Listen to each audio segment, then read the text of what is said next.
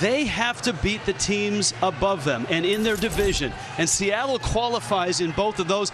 And so far, the Angels have struggled against the Mariners. Yeah, Rich, 4-7 against the Mariners, 15-23 against the whole AL West. And Joe Madden has said often to us the last few days, we got to start looking at the scoreboard and we got to play better baseball against the teams ahead of us, especially in our division. These are the two best one-run teams in baseball. In one-run games, the best, the Mariners. Second best, the Angels. They played a one-run game last night, and the Angels, down a bunch, nearly climbed back in it. There were some really good at-bats, and you're forcing the defense at times, Rich, to make plays. And Seattle, usually a pretty solid defensive team, an error. All of a sudden, you're thinking, okay, maybe some magic can happen. David Fletcher doing what he does best, 25-game hit streak, third hit of the game, a run scoring. Now he's able to advance in the scoring position himself. All of a sudden, you're starting to feel good, and a really good at-bat by Shohei Ohtani. Got an all-speed pitch after some 97, a base hit up the middle, scoring two, giving him 72 RBIs on the season. You're feeling that energy from Shohei Ohtani. Then Jared Walsh has been known as walk-off Walsh a lot. Base hit, thought maybe get to the gap, be able to score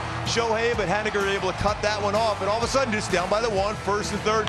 And Phil Gossman's been great in these situations. It's a fly ball, and Haniger, another solid defensive play going to right center to run that one down. The energy was there, but just unable to be able to get it done. You take this pair, you look at the RBIs, it's the best production in baseball, and that's a nice list to be on top of, especially the two youngsters who are lighting it up in Toronto. And a lot of pressure on them, too, when you don't have Trout, you don't have Upton, you don't have Rendon in there for a majority of the season. Those two have been carrying the load with 138 RBIs and been very impressive for the two lefty sluggers. Joe Madden yesterday said, look, to get back in the race, we need great pitching, and we need to be better defensively up the middle. Our middle infielder is Jose Mota, and the Angels certainly did that last night, Jose. They did. You know what's fun is to watch guys up the middle, Fletcher, Iglesias, because Noel, you want nothing more as a middle infielder than a dance partner can get you there and be a little flashy. So we're going to have the play sets presented by Frontier. David Fletcher later in the game, line drive, but aware that the guy at first base is taking way too long of a secondary, and a nice scoop and foot on the bag by Jared Walsh. Let's go to Iglesias on the shift. He knows who's to his left, who's to his right, how far he can go, but he's got to go out there and take a chance, not a throw to take care of it. So short hop, first base, who's there again? The all-star Jared Walsh completing that play. All those things he showed would not have been possible. Obviously, the Angels did not win the game, but all that highlights about the offense doesn't happen without those guys making some plays up the middle. As we talk about the middle, Lagares, Fletcher, Iglesias, Trout coming back soon. Up the middle, defense is looking very good for the Angels here moving forward. All right, so there's the check on the defense tonight for the Angels. Let's hope the check is on the mound. Alex Cobb, Yusei Kikuchi. That's the matchup for Angels and Mariners.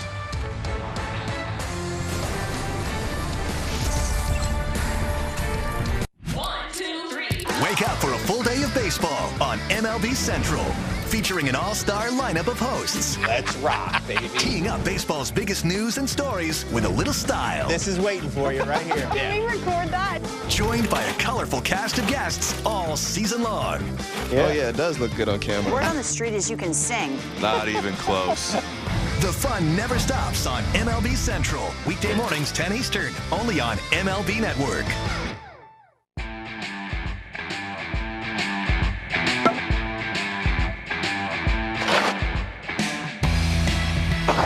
It's time for MLB Pitch, Hit, and Run, presented by MLB Network, the official youth skills competition of Major League Baseball.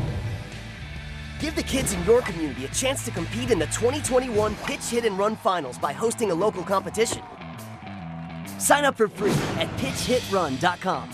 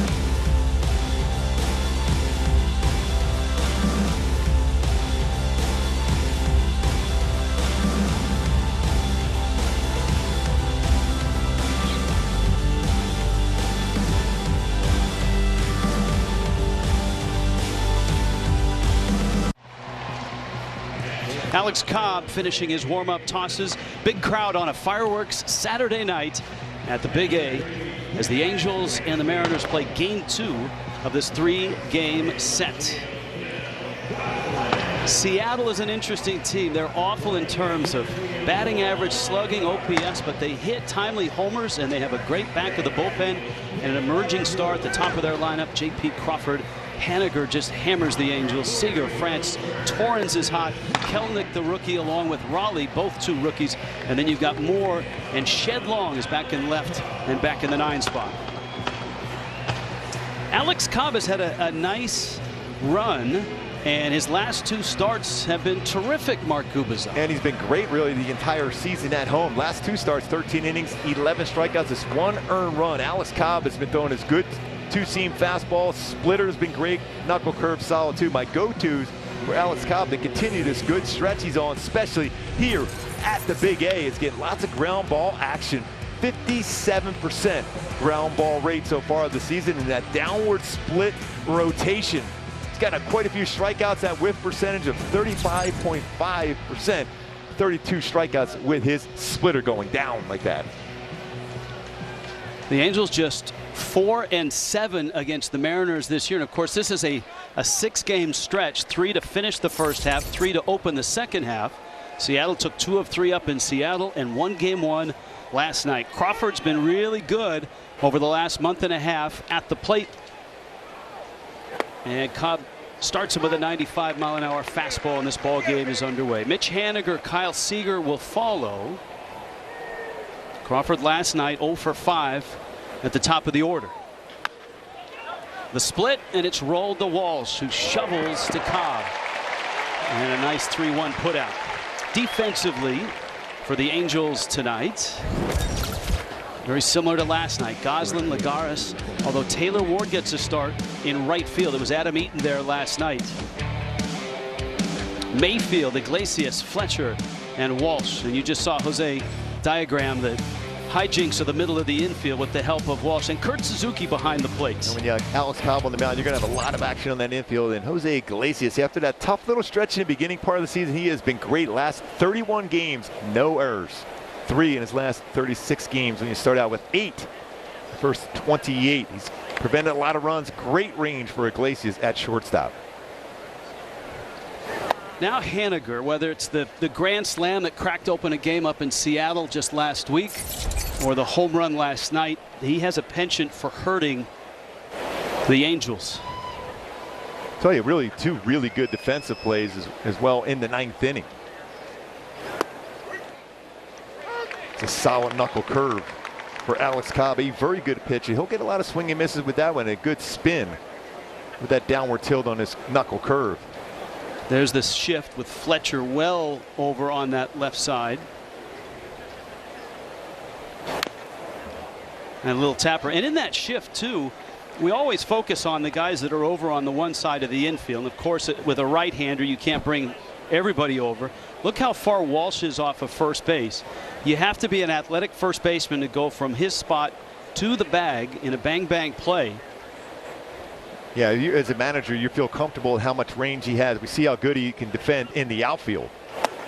So he's got that range. He's got to go to his glove side, even on the backhand, and knowing he has to get back to the base quickly on any ground ball to the left side of the infield, too. And it changes the dimensions of a pitcher as well. Here's the 2-2. Haniger in the air, right field, twisting, foul. If the ball is hit on the ground to the right of Walsh, he has to go for it. And as a pitcher, as you know, your reactions on a ball towards the second baseman, you don't need to move. But now, every time in this shift, a ball to the right of Walsh, and Cobb has got to get to the bag. And he's going to have that straight line. Before, you remember we were taught to go to the first base line and work your way to the bag. You're going straight at the bag, but you're going to have a good feed, a lead on the feed by Walsh. That's a good pitch. Tied Haniger up, lifts it in the air. Lagares covers a lot of ground out there. And there's 2 quick outs for Cobb. Last night, Andrew Heaney had some good innings and some not so good innings. And he was the first in the clubhouse to say, look, this one's on me. I feel terrible about the start. Had I been able to just avoid some of the damage, that comeback would have been a winning comeback. And the 2 starts in July have been outstanding. Yeah, and he's throwing the ball well. And you look at 3 starts, the last 3 against the Mariners with a 2.95 ERA, 4-4 in his career against Seattle. But going back to Andrew Heaney, I saw him today, Rich, and you could see he was not happy with his performance, but he went out and he worked really hard earlier today, and you know he had some things to work on to make sure he got better. He doesn't want to put his team in a situation where you're down, giving up 4 runs early in the ball game like he did last night. Yeah, one of those big hits against Heaney was this guy, Kyle Seager. His bat has perked up, 3 homers in his last 7 games. You live with all the strikeouts. He's got 97 of them if he's going to give you timely home runs, and he usually does. Well, it's a pretty good battle. You have a pitcher that has a 57% ground ball rate against a hitter that doesn't hit many baseballs on the ground. 38.3 fly ball percentage. So who wins this battle, the sinker ball pitcher or the fly ball hitter?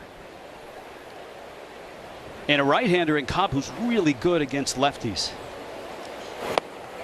With a swing like that, I'm pretty sure he wants to try to hit the ball on the ground. No, it's lift and separate. He's trying to lift that little splitter and lift it a long way, but unable to catch up to that. Went down below the strike zone. That was good. That good downward tilt on the splitter. Now, when he was in Tampa Bay, that splitter was called the Thing, and it was devastating. He had Tommy John surgery, and he stopped throwing it for a while, but he's back to it. Has the nickname stuck? Does he it's still? Back to being the Thing. Okay. Yes. For a while, it was nothing. And he's up to 37% usage of the Thing. Well, it's good to hear it's back. Yes. He's really had to get by a lot of injuries in his career. And that one misses outside, and Seager works a walk, and it'll bring up Ty France.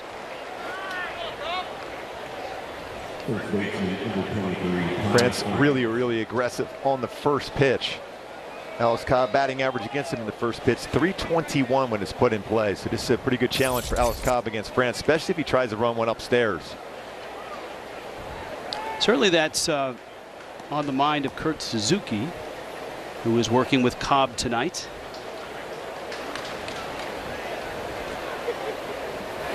Seager not a threat to run at first. He goes after that first pitch, and he fouls it off. And we've seen this year for Ty France, he's really good at elevated pitches, upper part of the strike zone. So this, you would think, a matchup for Alex Cobb in his favor. So far in his career, France 0 for 5. So you have the Thing down below the strike zone, a 2-seamer, same thing, knuckle curve, lower part of the strike zone. And that's an odd pitch to go upstairs against him, though. You saw how France kind of moves towards the plate on that swing. No one's been hit more than he has in the American League. He's been hit 14 times this year.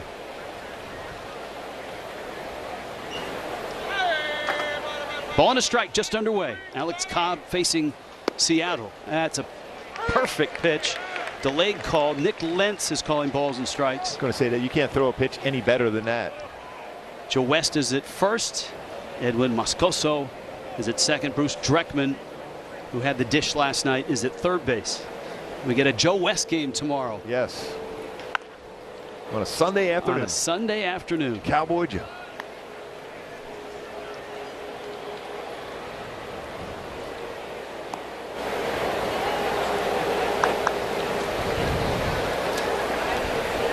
Always entertaining. Yes. I'll leave it at that. Yes, he is. I don't know if he's still hawking his country music CDs around the league.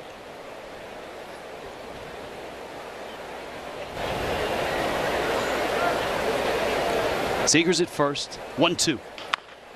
Chopper over the middle. Fletcher gobbles it up, flips it to first. And that's a nice clean inning for Alex Cobb. We are underway. Fireworks night at the Big A. And we're scoreless. My new money goal? My new money goal? We've got money goals. Buy a place closer to my family down south. Invest in Black-owned companies. Invest in green companies. Invest for my daughter's future and my retirement at the same time. Have a better credit card Than her. than her. Whatever your money goals, NerdWallet knows the smartest ways to make them happen. Compare and find the smartest credit cards, mortgages, and investing accounts on NerdWallet. For all your money questions, turn to the nerds. When we started our company, we simply wanted better sheets. But along the way, we've realized that softer, safer, organic cotton does so much more for the planet and for humanity. It helps your home become a force for good, because home is more than just an address. Home is our soul. Boll & Branch, organic sheets, bath, and home. Right now, try for 30 nights risk-free and get free shipping at bollandbranch.com.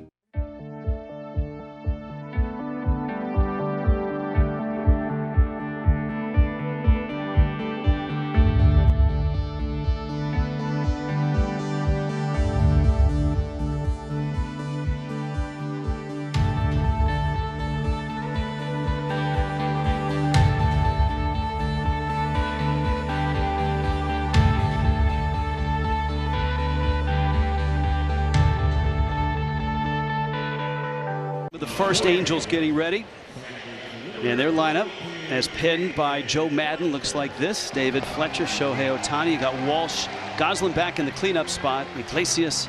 Taylor Ward gets a start. Kurt Suzuki slots behind him 7th. Juan Lagares 8th. And Jack Mayfield back in there hitting 9th at third base. Yusei Kikuchi. This has been a breakthrough year for him in Seattle. An all-star. 6-4 and a 3.48 ERA. Yeah, his fastball velocity average is going up too. He's 91-97, about 73% fastball usage. Slider, changeup, my go-tos to have success against Kikuchi today. Just make sure you do not chase out of the strike zone on this changeup and power that mistake cutter. He's given up 8 home runs versus his cut fastball. It's very effective when you chase, but when it's in the zone, a mistake, he's given up some good power shots against his cutter. High usage of cutters too. You're coming to games here at the Big A on this series. You want to be in your seats early. You want to see this first at bat, and it's Fletcher, and it's down the left field line, and the hit streak is at 26 into second base. That's why you want to get here early. Fletch lives again down the line, double. Not even base hits, it's been extra base hits for Fletch, and doing some damage on the extra base hits against Seattle this year. A couple home runs, both for Seattle. He gets that one by Seager. Never easy to get anything by Kyle Seager, but Fletch swinging early, doing damage. Good idea against Kikuchi. Swing early against a lot of damage against him. Got an OPS on that first pitch in play, 1194. We did not even have time to set the scene in terms of tying Rod Carew, and then 3 behind Garrett Anderson. Now he's 2 behind Anderson, the longest hit streak in Angels history at 28. Fletcher's at 26. He's at second. And here is Ohtani against Kikuchi. They went to the same high school, though they missed each other. They're 4 years apart. Ohtani is younger than Kikuchi. Both made their marks as youngsters in Japan. They have faced each other 4 for 9 with 2 homers. Is Ohtani against Kikuchi. And those home runs have again, it's his slider and his cut fastball. When he's had success against Ohtani Kikuchi, he's been running his 4-seam fastball upstairs, whether it's up and in or up and away.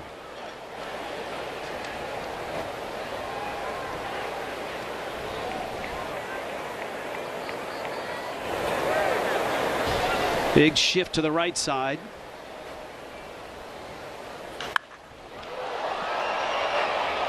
In the air, Seager to the rail. It's into the seats. Look at all that help that Kyle Seager was getting by the dugout. You got plenty of room, plenty of room. For context, here you go. Anderson at 28, that was in 98. Rodney Klein Carew, he was there for just a day, and Fletcher is by him now. Impressive for Fletch. All fields turning on pitches. When you've seen this streak he's on right now, that's 47 hits and 104 at bats. Majority of those swings have been hits. Is really why he's got it going, because he's starting to turn on pitches and pull the baseball. Ohtani, of all the things that he's done, and he leads the American League in a lot of impressive categories. He has shown that he's a very confident two-strike hitter. The at-bat last night late, in which he lined the 2-run single to center, was a great example of it.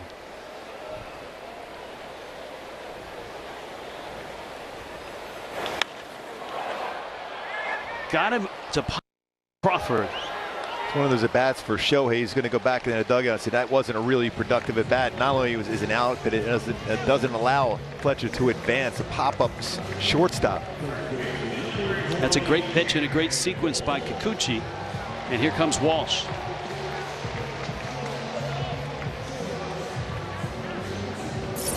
Walsh had 3 more hits last night, including an RBI in that comeback in the 9th, which came just a run shy.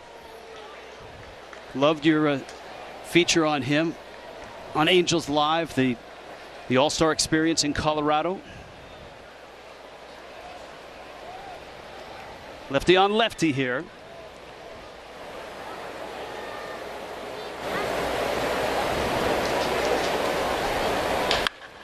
Walsh, center field, deep. Kelnick, back, track, makes the catch, bangs against the wall. Fletcher was halfway. He retreats to second. Yeah, I think that's one of those plays where Fletch, he's going to look at Brian Butterfield. He's probably thinking, you know what, I should have stayed right at the base and be able to tag up on that one, because if Kelnick doesn't run that down, he's a very good outfielder with good range. He's still going to be able to score from second. Ball was hit very hard by Walsh to center field. Very similar to that ball he hit in the All-Star game, Coors Field. The reason why you get back to the bag now, a wild pitch potentially could score, because Kikuchi with 2 wild pitches this season.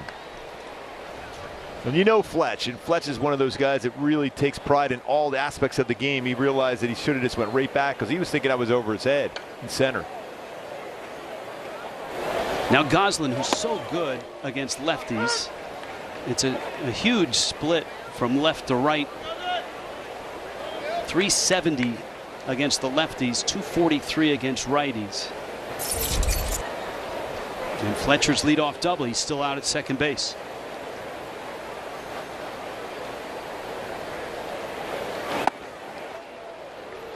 It's impressive for Goslin that he's always been known as a great pinch hitter and a role player utility guy, but because of injuries, and the Angels have had a bunch of them, he's had a lot of playing time, and sometimes a player that's a role guy, when he plays every day, does not produce. But Goslin has kept his average up over 300. Yeah, Joe Madden just loves how the baseball jumps off his bat on a consistent basis. He's got good coverage at the plate. He hits all speed pitches. He really crushes fastballs. You mentioned those numbers against left-handed pitching. This dominant this year, 370, but 488 slugging percentage versus lefties also.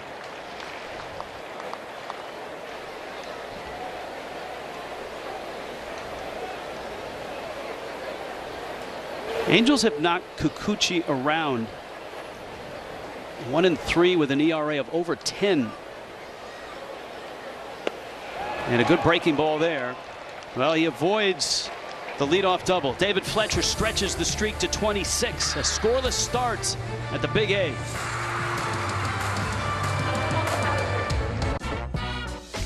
You love to cook, but it's hardly a snap.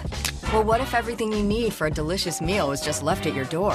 With oven-ready meals from Home Chef, you throw it all in the oven-safe tin and count down to delicious. Don't need that, or whatever that is. Make, plate, garnish, and enjoy. No prep, no mess, just amazing recipes, fresh ingredients, and hot out-of-the-oven happiness. Delicious, meat simple. Get $80 off your first month at homechef.com. This is my first time trying on glasses at home. So cute! 5 different frames from Warby Parker. Oh, this one's better. Ooh. Ah. Hey. The virtual try-on is perfect. Like, they look like they're on my face. Like, look at this. Just swipe and switch. These are definitely a keeper. I think these are the one. Ooh, these look good. That was so easy. They make it so fun and fabulous.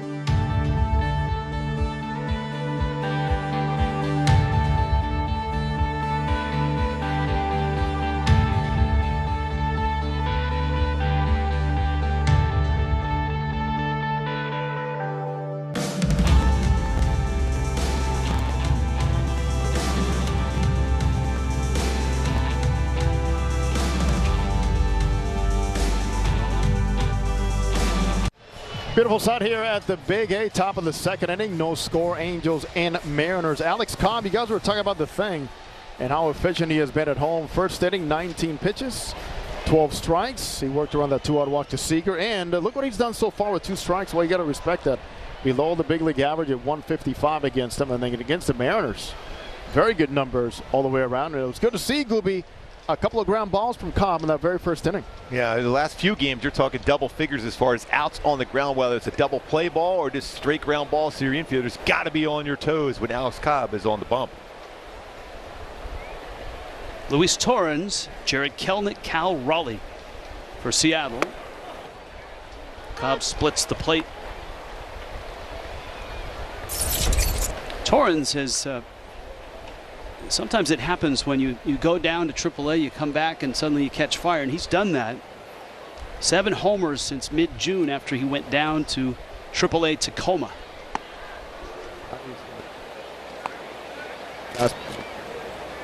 Ball and a strike.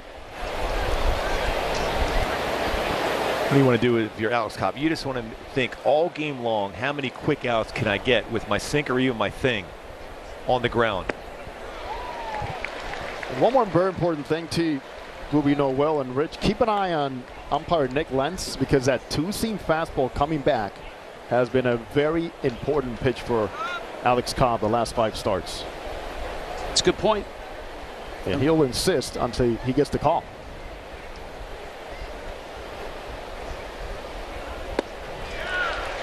Well, the thing is working early, Rich. That is the thing. That thing that you do. All right, now time for the Coors Light beating the pressure. Tough to beat the thing, tough to beat the pressure. Alex Cobb this year. First 5, last 8, impressive.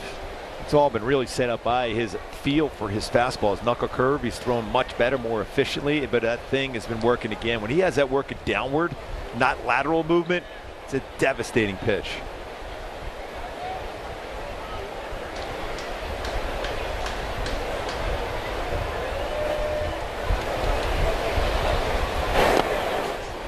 Kelenic last night is his birthday for 1, his return to the big leagues for 2, and a base hit. And of all those things, the base hit probably was his favorite thing, because he really struggled mightily in his first go-round in the big leagues, to a tune of 8 for 83. He went 1 for 4 last night, and he improved his average to 103. But make no mistake, this is a guy that the Mariners feel is going to be an all-star caliber player for some time. Well, you can tell by his swing and his athleticism out in center field. He ran that fly ball down by Jared Walsh with relative ease, and that ball was crushed.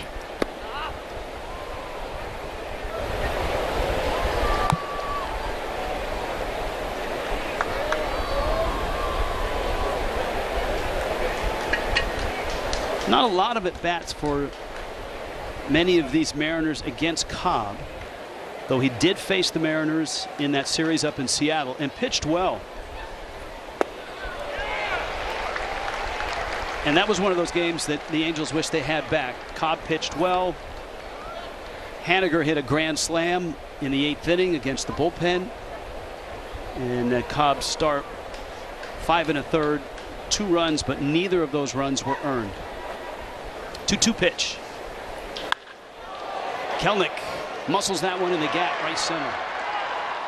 And he'll hold with a line drive single. Yeah, he ran that fastball inside, but strong enough to be able to fight that one in the right center. You can see that kind of power he has. He was almost anticipating seeing the splitter again. He ran that 2-seamer, just ran back a little bit more of the plate than he wanted to for Alex Cobb. Effective pitch. And Kelenic with his quick hands, see how quick those hands were to get enough on that bat to get that to right center.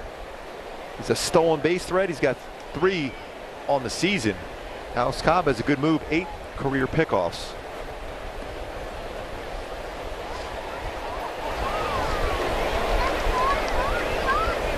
Cal Raleigh now goes after the first pitch and dumps it foul into the seats. Raleigh getting his first taste to the big leagues and looking for his first major league hit. He's 0 for 8. They are high on Raleigh. They're high on Kelenic. They have some young talent. That's why there's somewhat of a surprise that they're 6 over. And there's a few guys on this team that some other teams are coveting. Decision to make: do they buy or do they sell? Yeah, it's going to be tough for the Mariners fan base at this moment, the way they're playing to move players. Raleigh is a switch hitter, and there's the move. That's a quick move. Well, you can tell he was on the move there. He's a terrific athlete. Quarterback at Vero Beach High School. You see him leaning in a quick throw. Ooh, that's really, really close. That's, if you can see from the other side. And the Angels bench right now is looking to see if there's another view. Mike Trout is looking in there too. He's saying, you know what? What do you think? Well, the two Mikes were busy. Mike Gallego went to the phone. Mike Trout was following him. Good to see Mike Trout. We've seen video of him the last 2 days. That ball's hit in the air to right center field. Lagares and Ward back. And it is Lagares who squares it up and makes the catch.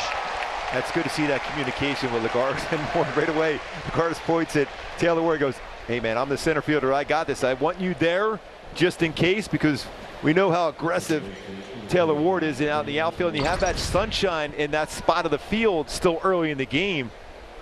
But you can see that power that Raleigh has. That's a pitch upstairs, and he just missed that one.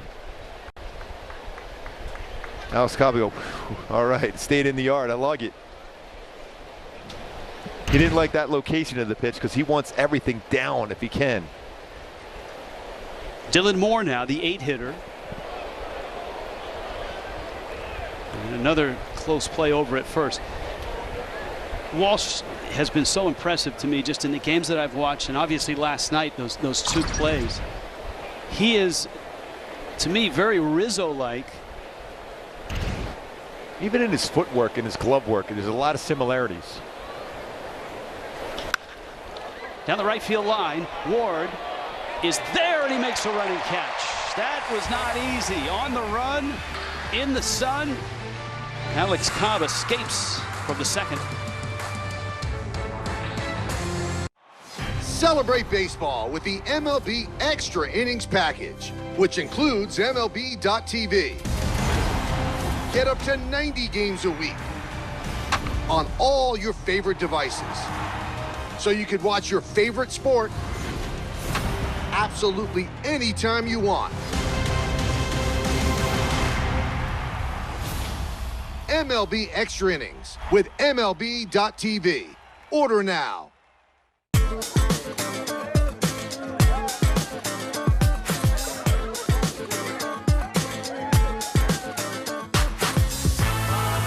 Everywhere you go, everything you do, you can always take the game with you. And you can bring your friends.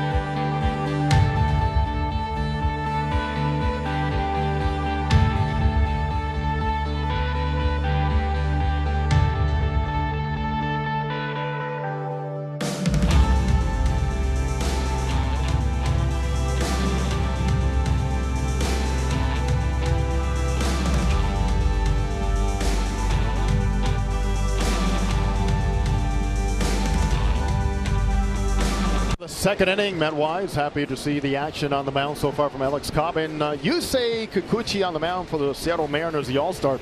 Only 11 pitches in that first inning, 9 were strikes. And left-handed batters, keep an eye on Walsh, obviously, and Shohei. Only 120 average against him, 165 on base. Allowing only 6.6 hits per 9 innings this season for the All-Star. All right, Jose, we'll keep an eye on that. Here's Iglesias. He goes after the first pitch. Taylor Ward, Kurt Suzuki for the Angels. Here in the second, Kikuchi gave up a leadoff double to David Fletcher. And yes, if you just joined us, David Fletcher is at 26 now, as he doubled on the first pitch he saw in the first inning down the third base line.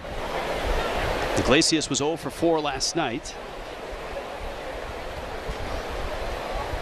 It can be a transition period for Japanese pitchers when they come over and play in Major League Baseball. And for Kikuchi, it didn't go well his first 2 years. He was 8-15 with a 5.39 ERA, and they paid him a lot of money. I remember a lot of pitches in the heart of the plate, and they were almost as if they were trying to alter his delivery. You can see he's back to having that slight hesitation. I think it's given better balance in throwing the baseball. But he did what a lot of pitchers are doing, and that is find a baseball lab or a baseball place that can help you with velocity. And it just so happens that the preeminent lab in all of baseball is about 15 miles south of their ballpark, and that's Driveline. And he went to Driveline and he added 3-4 miles an hour on his fastball. And for a guy that throws that fastball cutter combo, that's a lot. Yeah, that is amazing to be able to pick up that type of velocity, because a lot of times when you throw a lot of cutters, you're going to decrease as far as your velocity on your fastball. All right, here's tonight's Hyundai key to the game. Yeah, my key to the game tonight, going a little Sir Mix-a-Lot. Oh, wait a minute. Yes. Wait, I thought everything Jump was, on it. I thought everything was. Jump on the first pitch against Kikuchi. Yes, no, I'm going to mix it up every once in a while. Here I am. Going to legend, hip-hop legend. Studying Sir Mix-a-Lot. all the heavy metal history just to impress you. And I'm working the thing against you tonight, working that all-speed pitch. Taylor Ward now. Ward getting the start in right field.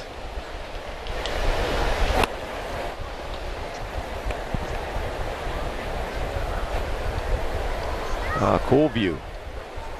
Great look in there from right field. Good power that way too for Taylor Ward. Those are hats that Harry Carey would appreciate. The sombrero. Yes. Hey, Rich, you were talking about Kikuchi and Driveline, obviously well-known institution, but he also implemented something quite interesting that Shohei Ohtani is familiar with, a badminton racket to go through his warm-ups and simulate the overhand. And he says that has pretty much allowed him to get a better arm slot and get some arm speed on that. Now, I heard Ohtani in an interview during All-Star talking about badminton. His mom, wasn't his mom a great badminton player, and he played the sport as a kid? Yes, and that is the reason why there's a connection again beyond the high school. But Shohei saw his mom as a youngster growing up be an outstanding badminton player. Ward at the plate. Well, these two guys were high school superstars in Japan. That ground ball is foul. In Japan, there is a baseball tournament. The Koshien tournament is a high school tournament. It is the Super Bowl for Japan. It is one of the great sporting events in the world. It is nuts. It's in the summer. And look at the players that have played and have thrived there. Outstanding names. I mean, tremendous names. It's essentially high school baseball. It is high school baseball, and they absolutely sell out the stadiums, the big league type stadiums. The television ratings are off the charts. And both Kikuchi and Ohtani in that tournament is really when they opened the eyes of major league teams. Coming out of both of their tournaments, they played for the same high school, but not at the same time. Both of them, when they came out, thought about jumping right into Major League Baseball instead of playing professionally in Japan. You could see why being in the major leagues wouldn't be a big deal for them. When you're dealing at that level of fan sport and fan excitement at the high school level, yeah, when you come over to the major leagues, it's like, no problem. I don't care how many people are at the ballpark. I mean, you can find it online on different video sources, Prime Video or wherever. There is a great documentary on that tournament, and Ohtani is in there, and Kikuchi is in there. And I highly recommend it. I mean, that's some serious names in that tournament. Ward into right center field, and that's a hit. That's the swing you want to see from Taylor Ward. Not that pull one. Yeah, you can still be quick on the inner half, but go the other way. It's a firm fastball he went the other way against Kikuchi. It's 97. That's the difference with him. I mean, instead of 92 or 93, he's got touch and feel, and suddenly he's got 96, 97. That makes a big difference, the separation between that and his slider and his changeup, even his cut fastball. I went to Driveline, and I didn't throw the ball or do any of the weighted balls, but I've gone there to watch and observe. I would highly recommend. Yes, I want to, because I've talked to a number of people who went there. Ohtani went there. You can see him doing a lot of those drills before he pitches every time with the weighted baseballs. Be honest with you, Rich, way back when I was a pitcher, I used to throw a weighted baseball myself. It was before you have the different weights. I think it's even better now. But I felt by the time I was on the mound to throw a baseball, I felt like I could throw a baseball through the catcher because of all that workout and routine as far as throwing a weighted ball around. Suzuki at the plate. A couple homers this year. Takes down low. Did you have to do it secretively, away from your trainer, away from your pitching coach? Yeah, because a number, for the first few years of my career, they weren't big believers in weights. They definitely were not a big believer in a weighted baseball. I think, okay, when you throw that simulate, you might hurt your arm. So I did a lot of that stuff away from where your pitching coach used to be. But it didn't stop me. And I felt that it prolonged my career as far as, even though my delivery wasn't the most normal as far as delivery and getting the baseball in that proper throwing position, but that weighted baseball kept my back of my shoulder extremely strong. Good rip by Suzuki, fouls it straight back. Count is 1-1. If you've just joined us, the Angels and the Mariners, game 2 of a 3-game weekend series. 1-run win for the Mariners last night. The Angels came from behind and came up a run shy in the 9th. A team that they just can't solve this year. They're 4-7 against Seattle. David Fletcher has extended his hit streak to 26. Taylor Ward's at first with a 1-out single. Well, you look at Kikuchi this year, really the way to score against him, it has been, is really the home run. When he makes a mistake, you got to make sure you don't miss that. He's given up 16 home runs, just 73 hits in 98 1/3 coming into the game. So he doesn't give up a lot of hits. A whip of 1.088, so not a lot of base runners. So when he makes a mistake, you got to be ready to capitalize and drive it. And Suzuki out in front. Kikuchi gets the strikeout. So that's 3 strikeouts now already. That's why I'm thinking, Rich, you got to be ready to swing and do damage on the first pitch. Because when he gets into situations where he can utilize his secondary pitches, whether it's his slider or changeup, even his cutter, he gets a lot of swing and misses out of the strike zone. A whiff percentage versus slider, 32.9%. That's quite a bit on his slider, well above average. Lagares now 1 for 3 last night.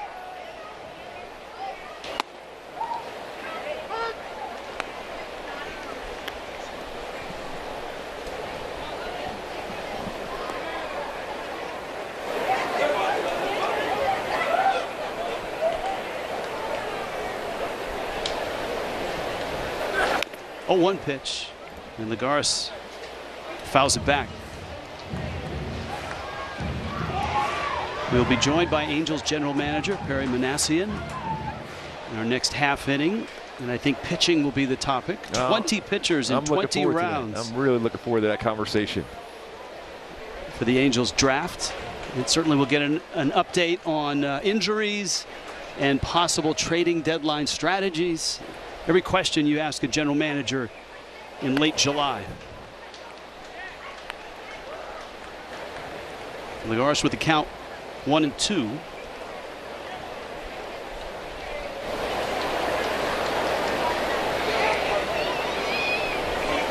Oakland has lost. Cleveland beat him 3-2. Houston is getting pounded 10-0 by the White Sox.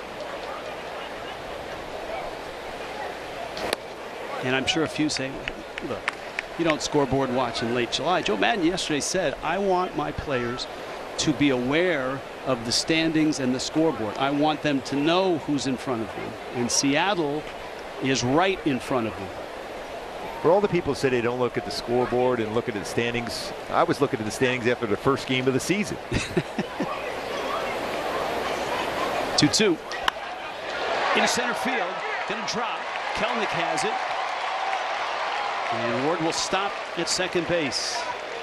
So Taylor Ward to right center, Lagares to straightaway center, and now Mayfield gets an at bat with runners at first and second. That's just a good at bat. Even fall behind 0-2, then the 1-2 gets a pitch down and right back up the middle. Lagares, when you see his swing working for him, it's middle to right field. He has some power on occasion to turn on the ball, but his best swing is back up the middle. That's it, right on the line against Kikuchi. Good swing by Juan Lagares.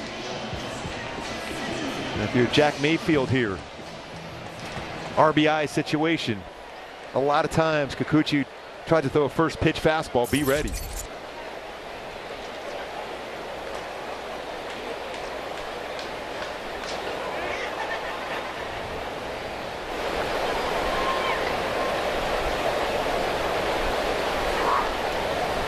First pitch is up. Angels have ambushed early. 6 of the first 8 followed your advice to jump on it. I mean, when you see numbers like that, a 417 batting average, 4 home runs allowed, an OPS of 1194 on the first pitch you see put in play, that might be your best pitch to drive, the first pitch he throws. And a lot of times, what we've seen with Kikuchi, if you fall behind in the count, 0-1, 1-2, 0-2, boy, he could really expand the strike zone and get you to chase. But the hit ability has to multiply if it goes the other way, if he's out in front 1-0 or 2-0. Yeah, but sometimes that's when he works that really good. I've known a lot of lefties from the guys I play with, Charlie Liebrandt, where he throws that changeup, something off speed, 1-0 to get you out in front because you're roaring fastball, but it's not going to get a fastball.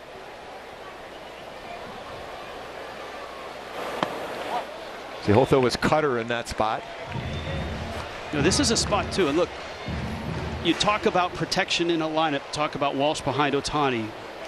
When Trout comes back, whoever's in front or behind him or in front or behind Ohtani. David Fletcher's on deck. David Fletcher right now is a guy you don't want to face if you're Kikuchi. Yeah, he's one of the best. He has been on a team with runners in scoring position for a long time. And that is a 2-0 fastball for a strike.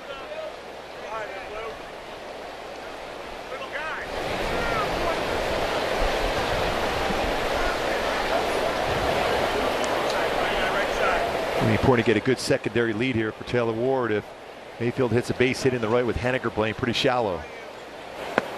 Check swing. Did he go? No, says Joe West. And now it's 3-1. Fletcher on deck. 1-out single by Ward, 2-out single by Lagares. Mayfield really trying to find his legs at the plate. Starting to get a little more playing time. He's become the best defensive option at third base, and so Joe Madden has had him in there. It's one at a time. If you're Jack Mayfield, you're centered on a spot where you can drive the ball. Otherwise, you're going to let this one go. You got to make sure it's in your zone. Make him throw a strike. 3-1 pitch. It's up, and Fletcher to the plate with the bases loaded.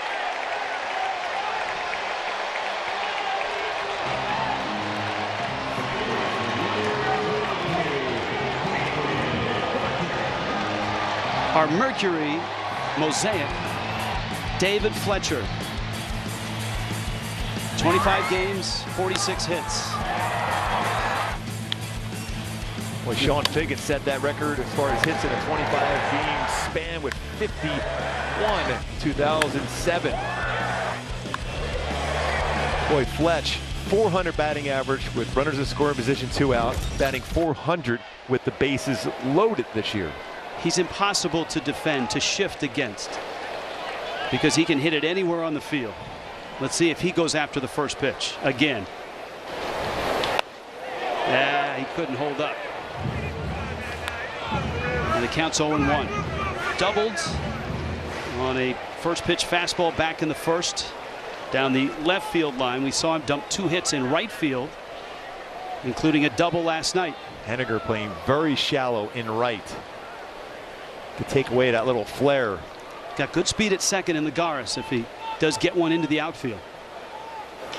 Breaking ball. Fletcher drives it left center field. Kelnick after it. He's not going to get it.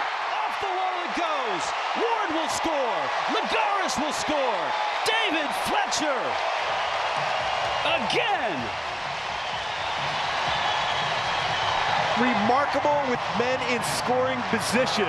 David Fletcher. Also, you add in bases loaded both at 400 coming into the game today. Well, that'll be a little add-on. Upstairs, off speed. Don't throw anything upstairs against Fletch. I don't care if it's 99 or off speed. He's going to crush it, and he does. Another extra base hit against Seattle this year. 2 doubles in the game. He's going double-double, Rich. You getting hungry?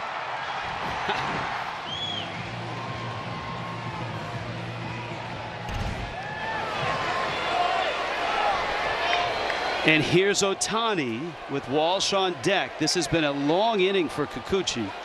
38 pitches so far, and he's not through the second.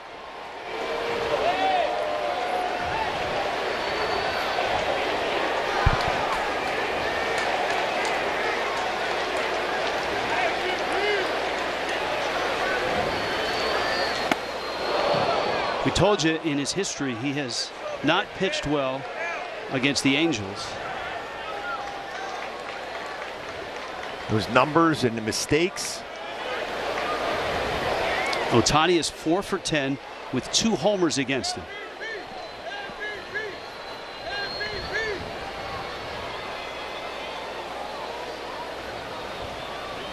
Three infielders on the right side. Big gap. Middle all the way to third. And Ohtani hooks that one foul. He had the caboose diving out when he popped up in his first at bat. First 3 or 4 at bats yesterday, too. All speed again. Having a tough time staying back so far. He was all over 97 from Graveman last night. He was swinging hard at those. One thing you want to see from Shohei coming back in the second half, just a little more patience on off speed and center it in the strike zone. Does make incredible adjustments quickly, though, at the plate.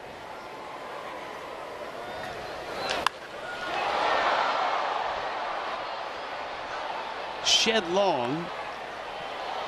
And it's into the seats. The battle with Ohtani last night in that 9th inning, he settled on an off-speed pitch, and it was a good one, and he drilled it back up the middle after fighting off a lot of good pitches.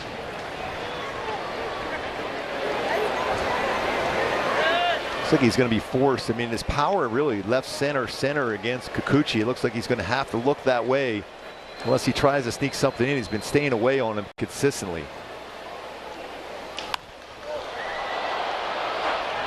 Good little battle here.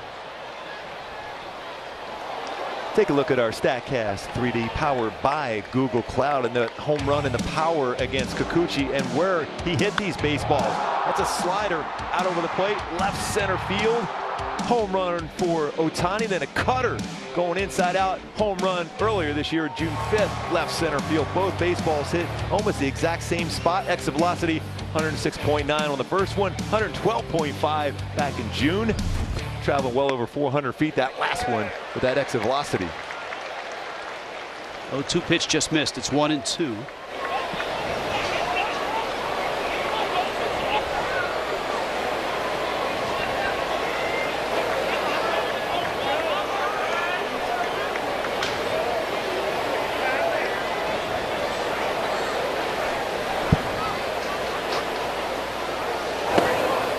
That's a perfect pitch, outside corner.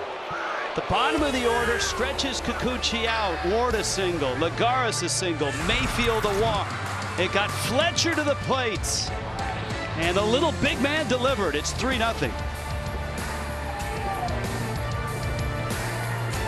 Whether it's extra cheese, extra credit, or extra strength, everything's better with a little extra.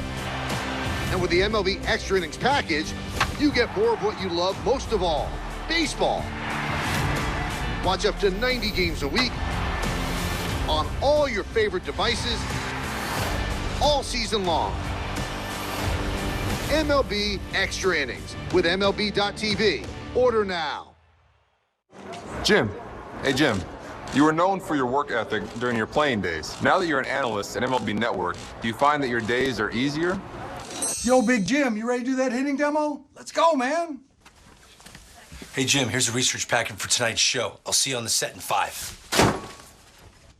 Jim, why aren't you dressed? We're on in 2 minutes. Maybe a little bit easier. The analyst of MLB Tonight, answering baseball's toughest questions on MLB Network.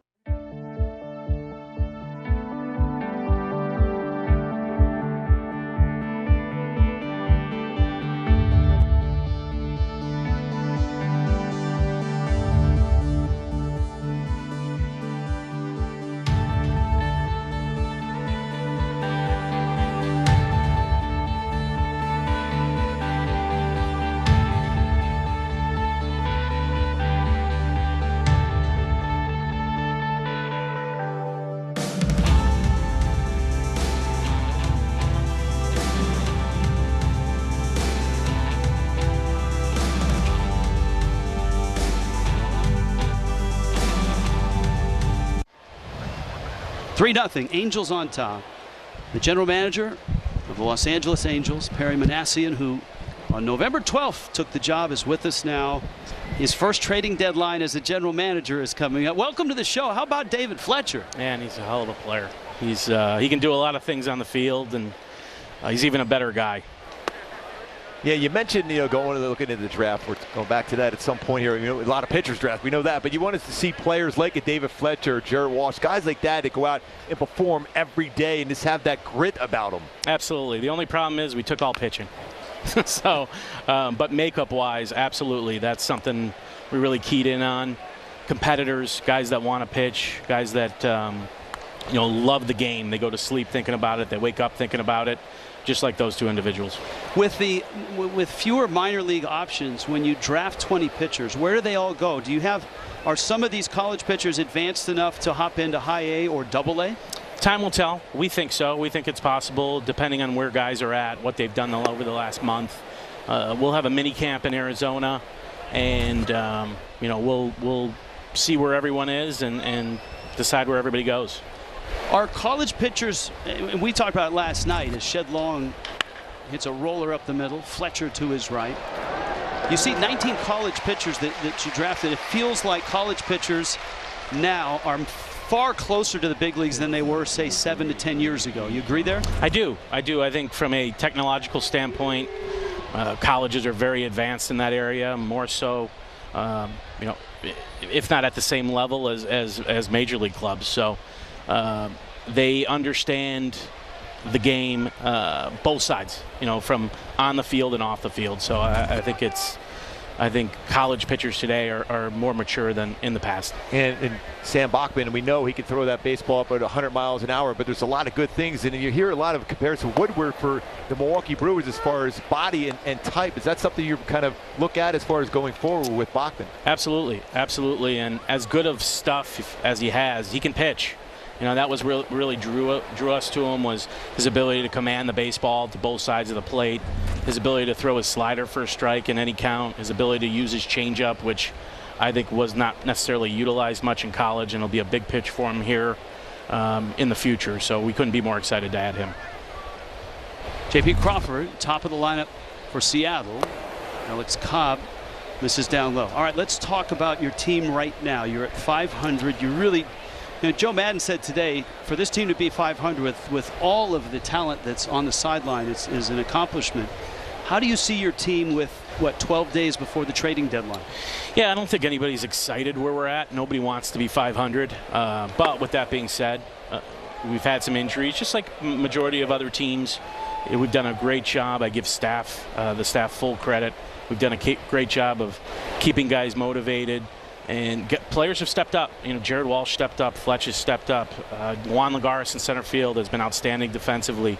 Phil Gosselin has really swung the bat well. So we've had guys step up and put us in a position where we're still in this thing. And where you hearing with Mike Trout? We saw him in batting practice, and he was crushing the baseball. I love the sound off his bat. How close do you think we are to seeing Trouty back out there on the field? It's tough to put a time frame on it. He's dying to get back, and literally dying. It's driving him crazy not being on the field. He's doing everything in his power day in and day out to get back on the field. So it's tough to put a time frame. I do not have an exact date, but hopefully it's sooner than later. That one is by a diving Walsh into right field. Ward cuts it off, and Crawford, who runs well, will be held to a single. I know you weren't a general manager last year, but you were part of a very active front office. What's the difference in trading deadlines this year compared to last year when you had more postseason spots because of the wild card series? Is there a difference? To be determined. It's still early. I know it's we're somewhat close to the end of July, but from a trade standpoint, especially deadline standpoint, impact-wise, usually those guys go a little later at the trade deadline. So we're still early in the process. We've had a lot of conversations with all different clubs. We're not necessarily. I don't like the term buyer or seller. We're looking for opportunities. We're looking for opportunities to get better short term.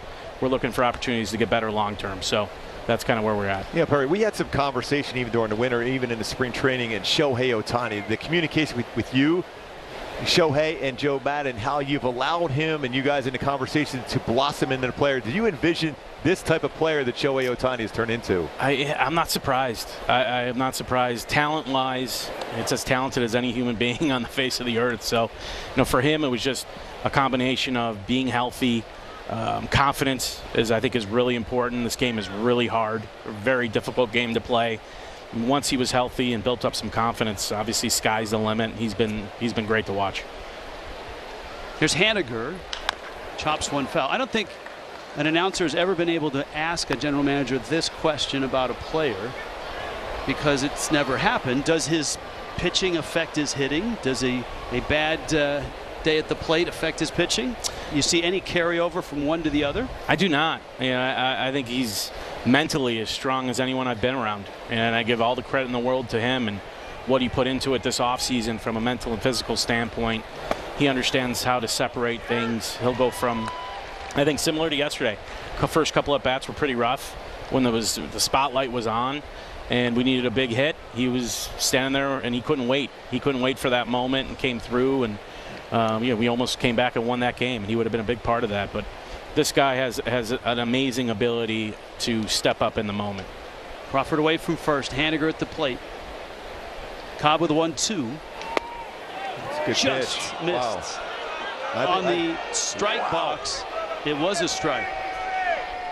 I thought the way Nick Lentz takes a while to call a strike, I was thinking he was going to get in a position to do almost like the naked gun and do a little moonwalk and call him out here, because that's all over the bottom part of the strike zone. Now Suzuki was set up outside of the strike zone but came back in with the glove. Cobb did not get the call. Haniger's not a guy you want to give free pitches to. The Angels know that too well. Hurry, just looking at Alex Cobb when you signed him this year, and I've heard so many good things from people like Jim Palmer, elsewhere around baseball. Is he doing exactly what you envisioned him? It's not only pitching well, but being a leader on the staff. He is. It was obviously difficult to trade a young player the caliber we did, but we felt pretty strong that Alex was going to have a good year. He's fit in well. He's been kind of the veteran presence on this pitching staff, and he's been pretty steady. That's close. There have been 3 close picks at first,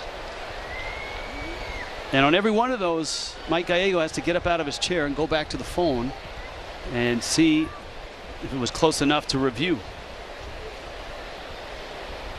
And Joe West is always looking in. Okay, you guys going to check that one out? No. Oh, they may check it. Well, I'll tell you what.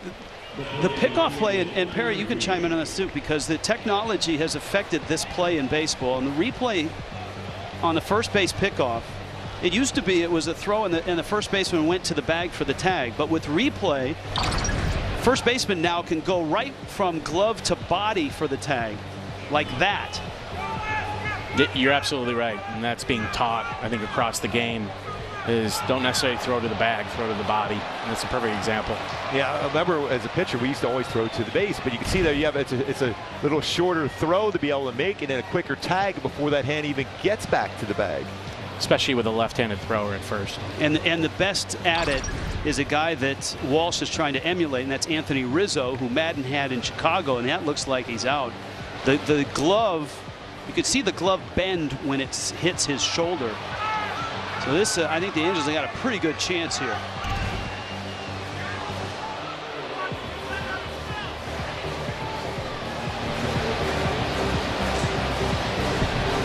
Let's get out of the way. That's good decision by that trio of umpires as Cobb continues to loosen up. He's out. Wow, good job. Gallego, Mike Gallego. That's 9 career pickoffs for Alex Cobb. That's a quick move from a right-handed pitcher. And that's the difference, guys, of throwing to the body on that pick. It's a quicker glove to body than going to the base. Hats off to Ryan Garco. He does our replay. Outstanding job. That's a pressure-packed position. How do you select that position among the coaching staff? That's a great question. I mean, he performed that duty last year. I think everybody felt comfortable with him doing it. And obviously he's done a good job this year too. Yeah, because it's always one of those calls where you go, okay, is it worth it to take that shot early in a game like this in the 3rd inning? But he felt confident and it worked out well. You need somebody with no heartbeat. Yeah. He's one of those guys. He's under the gun. Gags is yelling at him. What do you want us to do? Yeah, Mike Gallego, there's not a lot of patience there. Exactly. I'll tell you the other thing in being around the game over the last 6-7 years since replays come in. That guy has to know technology too. Absolutely. I mean, it can't be like, hey, how's this work? How do I shuttle forward? How do I get that other view in here? Yeah, no doubt about it. Good thing is Ryan went to Stanford, so we're okay. Well done. It's good at bat and a long at bat for Haniger. Felt like he could have been out a long time ago. Well, he should have been with that strike that. So, Perry, always the conversation, whether it's in the media or social media, is the pitching staff, the starting staff. Where are you at with this club as far as going forward? Patrick Sandoval has been really a great surprise for you. He has. He's pitched extremely well. He's earned the right to start, and he's taken the bull by the horns and has done an outstanding job. Suarez is also one of our young arms that pitched extremely well out of the bullpen. Opportunity presented itself out of the rotation, and he's taken advantage of that too. So we're excited about both guys. Are there any young arms in AA, High A, AAA that you see as maybe being someone that in August or September arrives as a reinforcement? I think so. I mean, we've got a group of young arms that we feel good about. Chris Rodriguez, who was here early in the year out of the pen, he's being stretched out as a starter. We expect him to be productive. Suzuki hops on it, fires to first. In time, Perry Manassian. Way to go. Nice inning for you. Come on back if the Angels need some outs. Absolutely. Thanks, Perry. Appreciate it, guys. All right.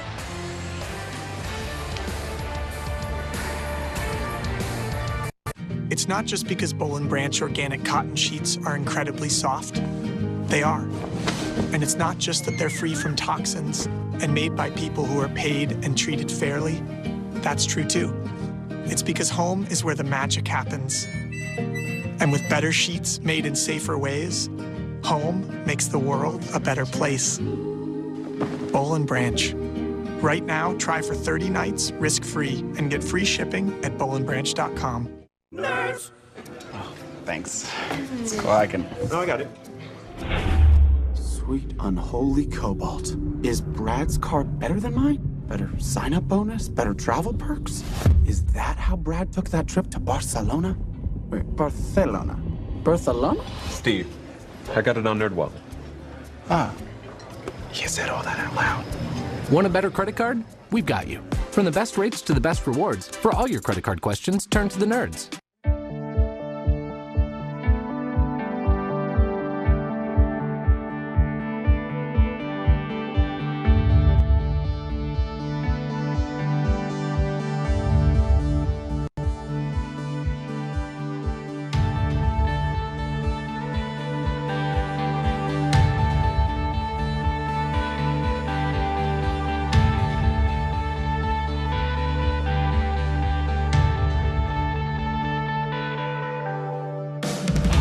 Replay. Oh, this looks like all-star game in Seattle. The Cobra. Yeah, Dave Parker. Superman can't get thrown out. That's not supposed to be possible. No. So the Cobra gets the Superman at the plate. Brian Downing. Bruce Sutter like that throw too. Hall of Famer. I still think when you look at Hall of Famers, Dave Parker, he's close. He is. I mean, he's one of the most intimidating players I've ever seen. I mean, great arm, tremendous defender, and he can cover the plate. Gooby, you and I have talked about it. What has happened to all those arms? They're all pitchers now, right? That is surprising. Jose, do you think it's because not a lot of emphasis put on that infield outfield where you get the, get that arm loosened up and throw from that distance on a consistent basis? That's part of it.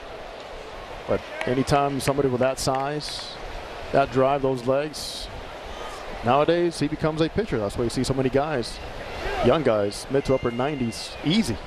Well, unless he's named Ohtani. Well, Dave Winfield was one of those guys too. He was a pitcher in Minnesota. Yes. And we talked about Ken Brett last night. Yeah. Walsh rolls one right into the teeth of the shift. Crawford over to first. Guys like that, you wonder if they came around in this day and age and maybe had the ability to dictate to a organization when they were coming into the league, like, I'll come to your team, but I want to do this. Yeah, I mean, you're going to see, I think Shohei Ohtani is going to set a trend here right now. We're starting to see more of that, but more organizations be willing to allow a player to pitch and hit at the same time. And Jared Walsh was kind of that guy in Georgia. He did both, did a little bit of both in the Angels minor leagues. But I think he's in the right spot, having watched him blossom from a 38th round draft pick into an all-star. Here's Goslin now. And that zone coverage that the Mariners have in the infield is working out fine. That ball was rocketed. Yes. Wow. Join us tomorrow as the Angels take on the Mariners at 1 o'clock. First 5,000 kids, 3 to 13, will receive a youth Mike Trout jersey, courtesy of Angels Radio, AM 830. For more info, visit angels.com/promotions. Well, thankfully, Rich, you didn't get a chance to see me try on that jersey. I did that a little bit earlier in the season. It was quite comfortable. Yeah. I'll put it that way. For you, a schmedium, right? Yes. 3 through 13, Gooby, tomorrow. So I don't want to see you lined up at 9 a.m. You know what? We always got to be here early, don't we? We will be tomorrow. 1 o'clock start right here on Bally Sports. This is Iglesias. This is in the gap. And it's all the way to the wall. Iglesias slows down as he second. Kelnick picked it off the track. And that's a 2-out double.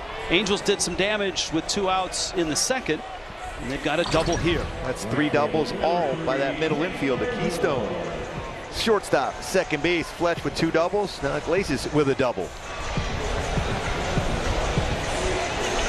Let's see if something happened rounding first. Because he took his foot off the pedal. Looked back. But so far, no one's come out, and he seems to be okay. He's just kicking that leg around. It's right when he got towards first base. Ward lined one in the gap in right center for a hit. And he drives that one down the left field line. It is fair and in the corner. Iglesias is not moving well, but he's around third. And now trots home.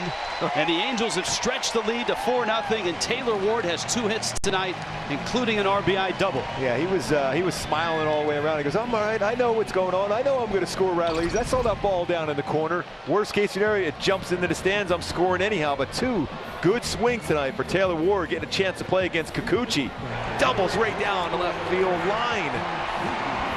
Slugging .399 coming in the game. A single, scored a run, and now an RBI double for Taylor Ward. So 2-out hitting. Fletch drove in 3 with 2 outs. It's a 2-out RBI double by Taylor Ward. Now Suzuki in a chance to add on.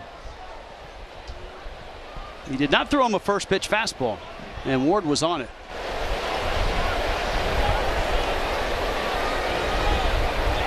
Boy, the struggles for Kikuchi against the Angels just counts and continues on. Sometimes a team just sees the baseball well out of your hand. No matter what you do, no matter how well you're throwing, he's an all-star. But 1-3 with an ERA over 10. It'll go up here now already with 4 earnings in 2 2/3. He was an all-star, but he did not go to the game because he had to spend a day on the COVID injury list. So he was replaced on the roster, but obviously the honor, they don't take that away from you. An all-star is an all-star. Seager across the diamond in time to get Suzuki. Another 2-out rally. Double by Iglesias, double by Ward, and a 4-0 lead. 10 years ago, I had an undiagnosed heart condition, and erectile dysfunction was actually the first sign that something was wrong. Luckily, I'm a doctor, an expert in sexual health, and Zach's dad.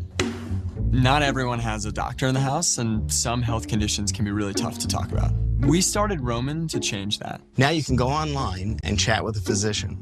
And if treatment is right for you, we'll ship genuine medication right to your door. If you're experiencing ED, hair loss, cold sores, or other issues, let's take care of it. When we started our company, we simply wanted better sheets. But along the way, we realized that softer, safer, organic cotton does so much more for the planet and for humanity. It helps your home become a force for good, because home is more than just an address. Home is our soul. Boll & Branch, organic sheets, bath, and home. Right now, try for 30 nights risk-free and get free shipping at bollandbranch.com.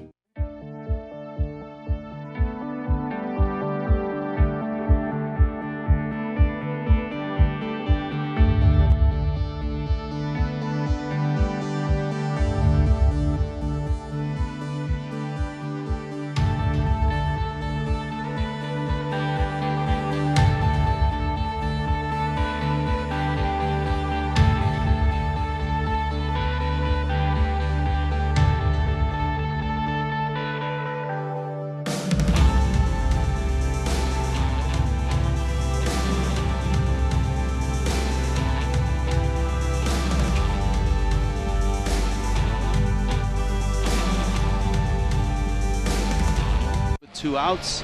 Alex Cobb has been terrific. He's helped himself defensively with a big pickoff of J.P. Crawford. And in the 4th, at the Big A on a fireworks Saturday night on the 60th anniversary of Angels baseball. Everything you want in a game so far. For Joe Madden, he had his checklist yesterday. We will only go as far as our pitching. We need to start with starting pitching. Our bullpen has to be better, and we've got to play better defensively. And the defense has shown up again tonight. It certainly did last night. When you have a pitcher that's working quickly, throwing strikes, keeping the ball on the ground, your defense is that much better also. 247 batting average, second time through for Cobb. See all the adjustments that Seattle will make against Alex Cobb. He starts him off with a good knuckle curve to start off this at bat. This is Ty France, Luis Torrens, Jared Kelnick in the 4th.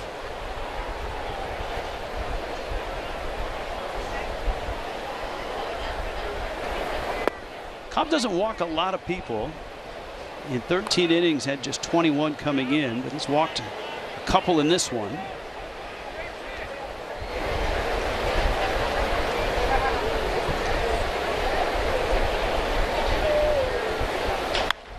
That's a liner, and Walsh off the line was right there.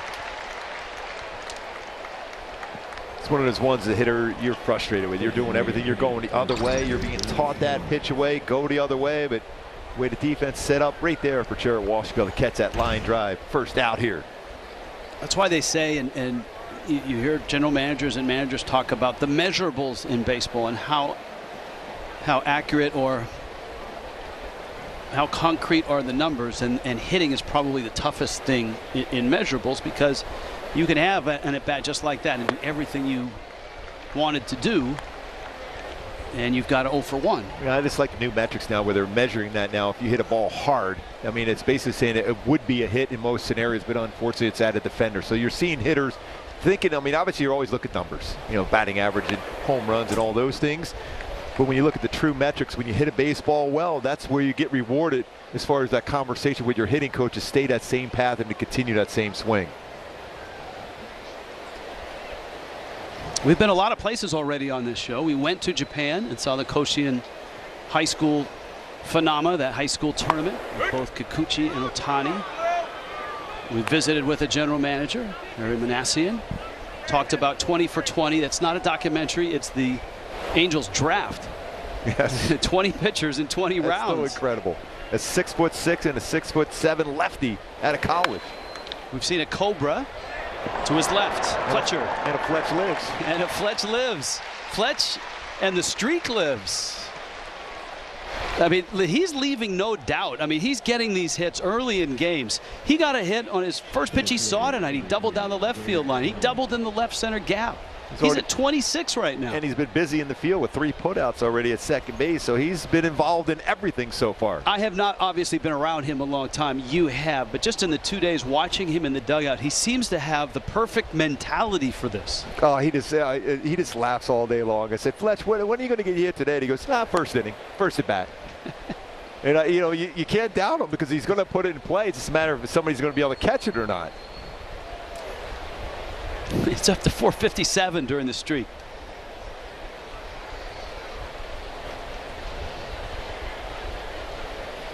I would love to get, as Kelnick takes a strike, I would love to get a visiting team's scouting report on how to pitch Fletcher, because I'm sure it changes series to series. Like, oh yeah, this is how to get him out, and then it's like, oh no, that doesn't work.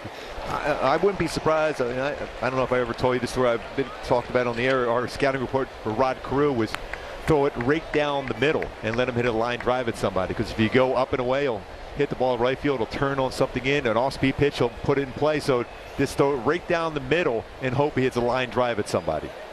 I'm almost feeling that's the way with Fletch. I mean, he's going to make contact. You're better off having him hit the ball hard at somebody in the infield to get a chance to get him out. But I know every pitcher's going to raise their hand and goes, you know what? I hate him. I hate him. I don't like him. He's my worst nightmare. I could throw my best pitch. I could throw 99 above the strike zone and he's going to hit it. I could throw a nasty breaking ball below the strike zone and he's going to hit it somewhere.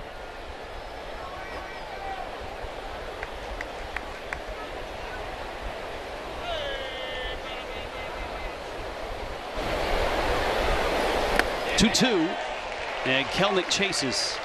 And Cobb goes 1-2-3. His first 1-2-3 of the night on a 4-0 Angel lead.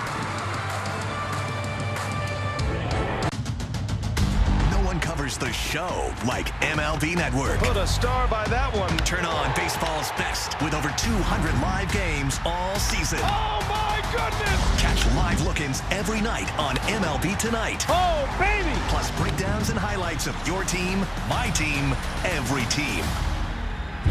And gone! Bring home our national pastime all the time. Only on MLB Network. How the Angels got here with all the moves they made. They have Meet Justin Upton. He's watching MLB Network. Again, the lineup got deeper. Because that's what baseball fans do. They're deep. They're deep. Hey kids, MLB Network has a show just for you. With pro tips and tricks to up your game. And all the big news on your favorite players. So join baseball's biggest stars on Play Ball. Saturdays, 10 a.m. Eastern on MLB Network.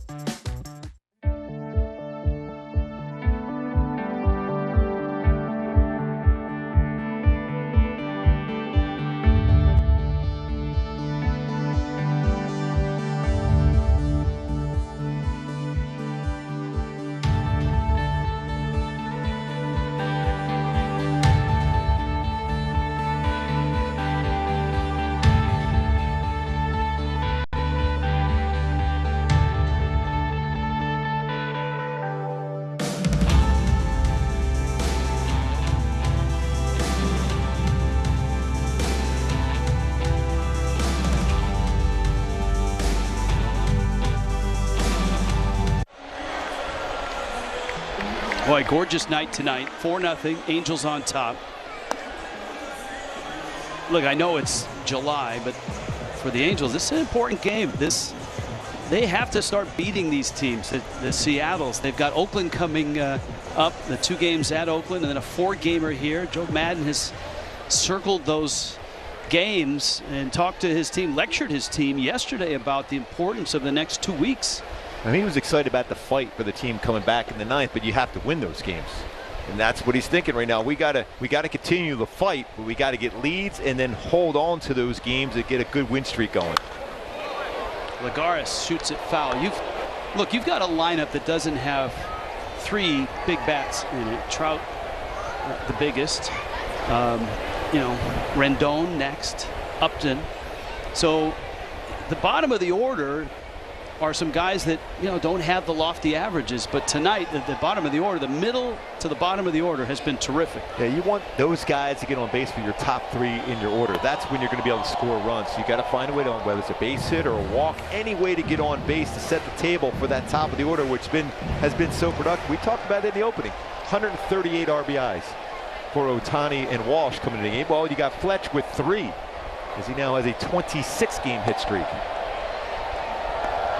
Lagares single back in the 2nd. But still, when you don't have those 3 guys, I still go back to 782 career home runs for Upton, Trout, Rendon. I mean, as a pitcher, you don't see them in the lineup, you feel a little bit better about trying to navigate through the top 3. But when the bottom of the order does things like they're doing so far, that's very big. To left, Long, who's an infielder by trade, almost came in a little too much. Backtracks and makes the catch. When you're talking about the trade deadline, you don't just worry about what's in your division, you worry about the teams in front of you, and there are a bunch of them in front of the Angels trying to get to that 2nd wild card spot, and that's held by Oakland. And the Mariners are in a very similar position. They're 3 back, Blue Jays 4 back, Cleveland 4.5, and the Angels at 6. But you look at every one of those teams, yeah, they've been playing some pretty good baseball, but each one of those teams has some flaws or some injuries that allow a team like the Angels, if they get on a win streak, you're right back in that conversation. As far as the postseason, even the Rays, Tyler Glasnow not being in that rotation, it's big going forward for the Rays. They've been playing great baseball. They find a way to win. Their bullpen's been great.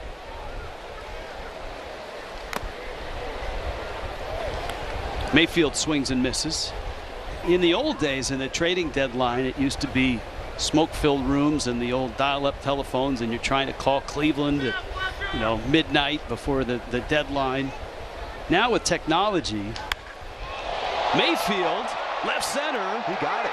Kelnick back. Gone! Jack Mayfield. And it's 5-0. First home run of the season for Mayfield. I loved the way he hit that baseball and the way he dropped his bat. He knew, and that's a long way out where he had to go out of the yard with. That's a 17th home run now allowed by Kikuchi this season. Mayfield was all over that one. What a swing. Yes, approved by the young fan.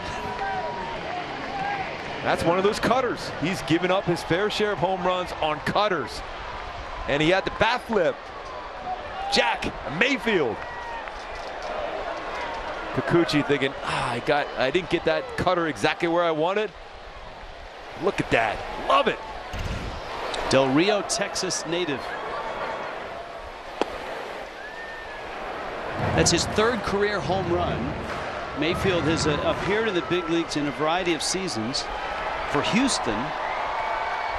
And of course, we talked about him last night, having been in Atlanta, Seattle, the Angels. The jersey will travel. Yes. Jeremy Reed getting a hug there from Jack Mayfield. They were out earlier today working on, in early batting practice, working on driving the baseball. That's a big smile for Mayfield. And Joe Madden makes no bones about it. He's in there because he's his best defensive option. But he's had 2 outstanding at-bats. The walk was key. Obviously, it set up the Fletcher 3-run double, and now a solo homer. He knew his strike zone. He made sure he didn't go above there. That 3-1 pitch, he drew the walk. And now a cut fastball right in his zone drives it out. That's a big add-on run. That's what you want to do against Seattle, because this team is battles. So you got to keep adding on.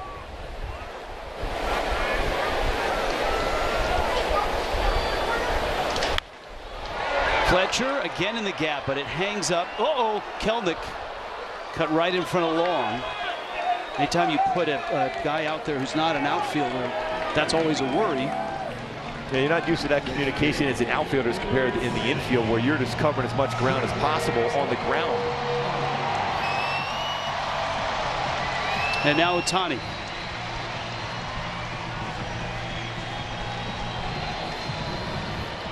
You can take it as somewhat of a good sign for the Angels that on a night where they have 5 runs in the bottom of the 4th inning, Ohtani's 0 for 2.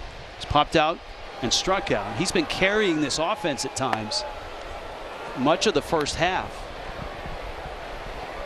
I loved his last at bat last night against Graveman. So good fastballs upstairs, and then when got a pitch, an off-speed pitch, and lined it right up the middle for a 2 RBI single.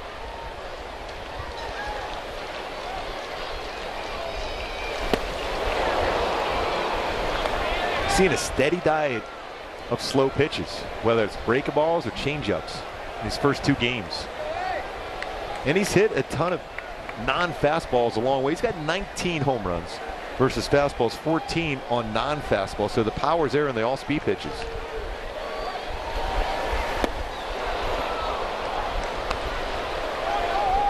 He's had Kikuchi's number. Hanamaki Higashi High School. That's where they both played. Kikuchi a little bit older, but they both had incredible high school careers. And in Japan, you go from high school pretty much into professional baseball if you're going to be a big league player. Swing and a miss. And Kikuchi strikes out Ohtani. Jack Mayfield, ladies and gentlemen. That's 5-0. How the Angels got here with all the moves they made. They have Meet Justin Upton. He's watching MLB Network. Again, the lineup got deeper. Because that's what baseball fans do. They're deep. They're deep. Mr. Smoke. You, go ahead. Since signing with MLB Network, you've been very busy. You've done pitching demos, game analysis, and color commentary for live games. How are you able to juggle so many roles as an analyst? It just comes naturally, I guess. The analyst of MLB Tonight, answering baseball's toughest questions, only on MLB Network. That's why he's a Hall of Famer.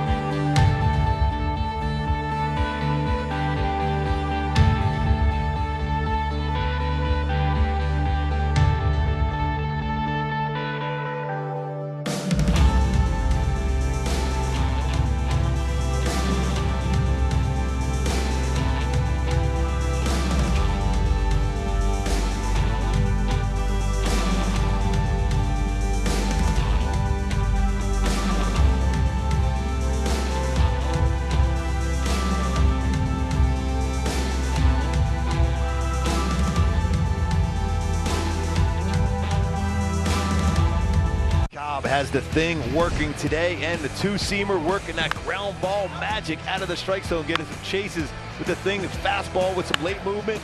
It's really, that split finger changeup has been excellent. Anytime you get Kyle Seager to hit a ball on the ground, you're doing something well. Ground ball action already for Alex Cobb, and 4 really good innings pitched against Seattle tonight. There's your ratio, the ground balls, fly balls, couple strikeouts. Cobb gets Cal Raleigh. Dylan Moore shed long. Bottom of the order for Seattle in the 5th. The split that he throws, that's a fastball. That's laced to right. Ward is there and makes the catch. It's a couple good baseballs in a row that Raleigh has hit. Nothing to show for it still, but that's a good swing he has. It seems like this split comes and goes as in popularity in baseball. And now some of you younger fans don't remember an old pitcher who became a manager and a pitching coach. Roger Craig was like the godfather of the splitter. With Mike Scott, who changed his career down at the Astros, and a number of pitchers through that. And Roger Craig had a really nice run as a manager with the San Francisco Giants. But then the splitter kind of went away. You see a little more. Kevin Gausman is really making a great run in San Francisco with that pitch. Yeah, it's one of those pitches you used to hear that could cause elbow problems if it's overthrown. But you're seeing a lot of pitchers now, when they're able to throw that under control in their delivery, it's very, very effective. You get a lot of chases out of the strike zone, a lot of swing and misses. How do you, as a pitcher, what does that mean, throw it under control? It means sometimes when you have a splitter, if you try to throw it exactly like your fastball, you're going to overthrow it, and you're really putting a lot more pressure because the baseball is between your fingers. Most times you're going to be on the top of your fingers where it runs off the tips of your finger as far as 4-seam, 2-seam, so you can control the baseball. You're not really controlling the baseball when it's split between your fingers, so a lot of times a lot more pressure on the thumb as you push the baseball through in your delivery. So in layman's terms, you just don't throw it as hard, or you try not to throw it as hard, because it's almost impossible to do so because you don't really have your fingers behind it to be able to do that. I think what you need to do is publish a Mark Guba's glossary of pitching terms. That one pulled foul. I always just like this and out. That's all I like. All right, now a word from Jack in the Box. With triple the beef, triple the cheese, and triple the bacon, my $6.99 triple bacon cheesy jack combo, only at Jack in the Box.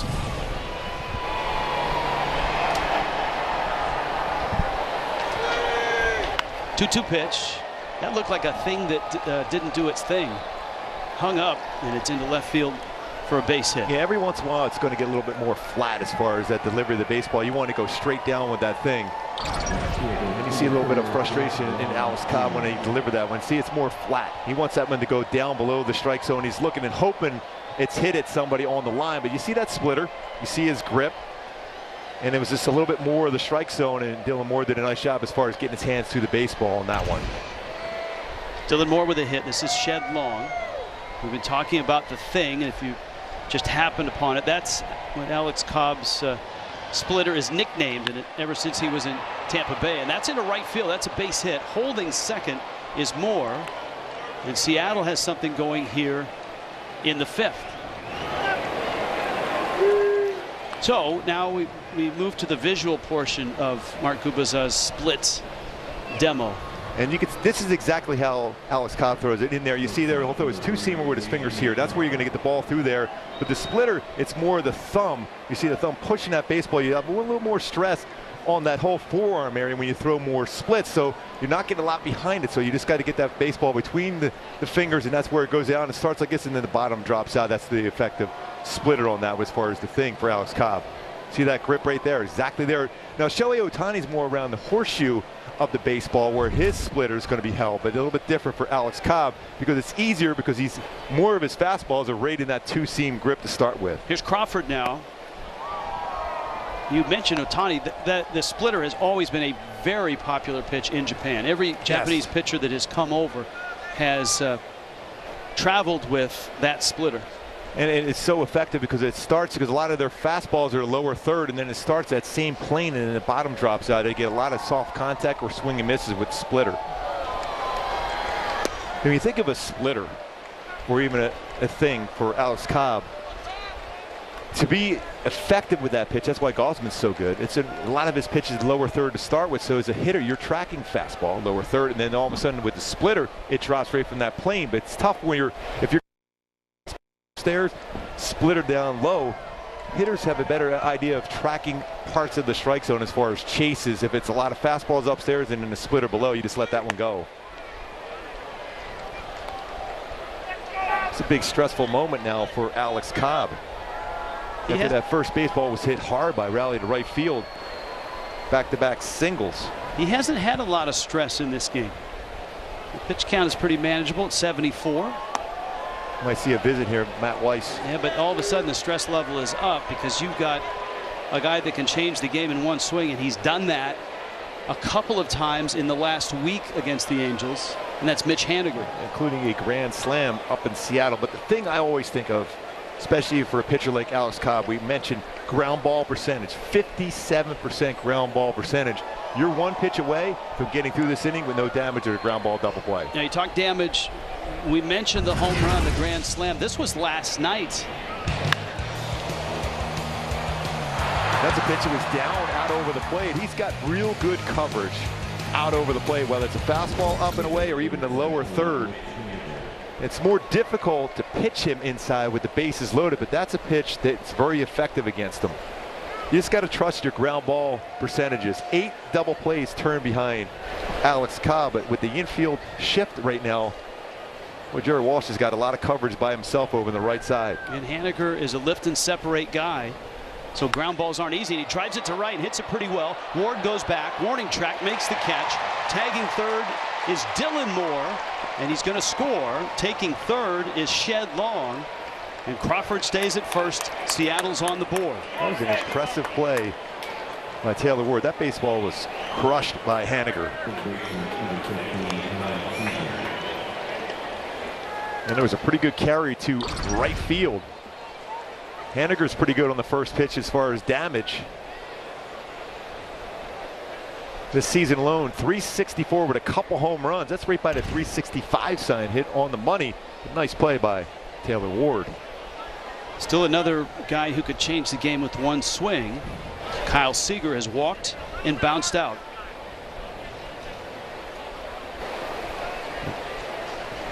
Cobb 3 walks, 2 strikeouts, and now 4 hits.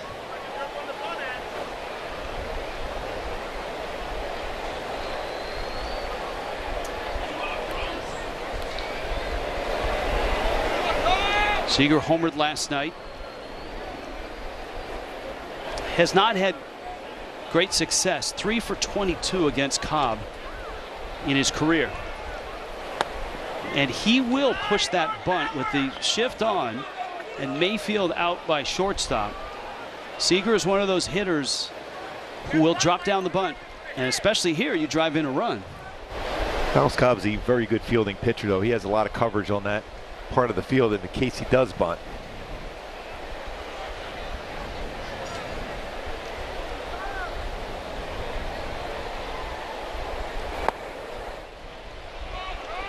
That one just missed.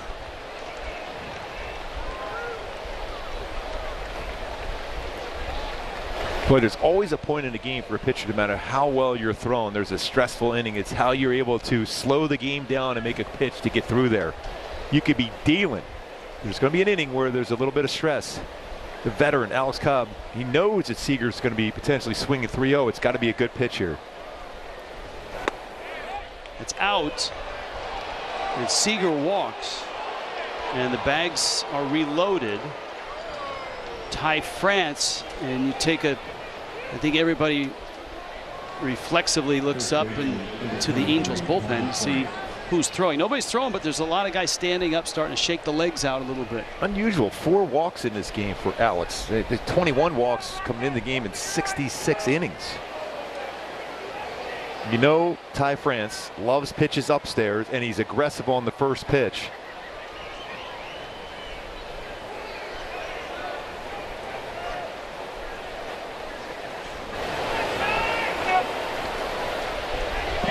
France out of Downey, and a San Diego Stater, an Aztec. It's a great baseball program there. And he's a guy that was a late draft pick. 34th round of the Padres, traded to Seattle. Good numbers in the minor leagues in terms of home runs. There's your ball strike ratio.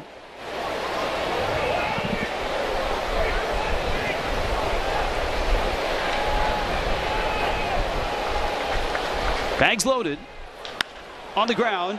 Mayfield spinning, getting the out at second. That's why Joe Madden said, like you said, Rich, why he's in the game. Defense. That's a run-saving play by Jack Mayfield. Damage limited to just the one run. Jack Mayfield. After the home run, very nice play. To the track, to the wall. He made the catch. Catch your team. Oh, what a play. My team. He leaps and makes the catch. Every team. As good as it gets. Only on MLB Network. Mike Trout. People know he's one of the greatest players this game's ever seen. Meet Mike Trout. Can run. He's watching MLB Network. He's one of the nicest people you're ever going to meet. Because that's what baseball fans do. And he's also got tremendous show hair with his hat off. Whether it's extra cheese, extra credit, or extra strength, everything's better with a little extra. And with the MLB Extra Innings package, you get more of what you love most of all, baseball. Watch up to 90 games a week on all your favorite devices all season long.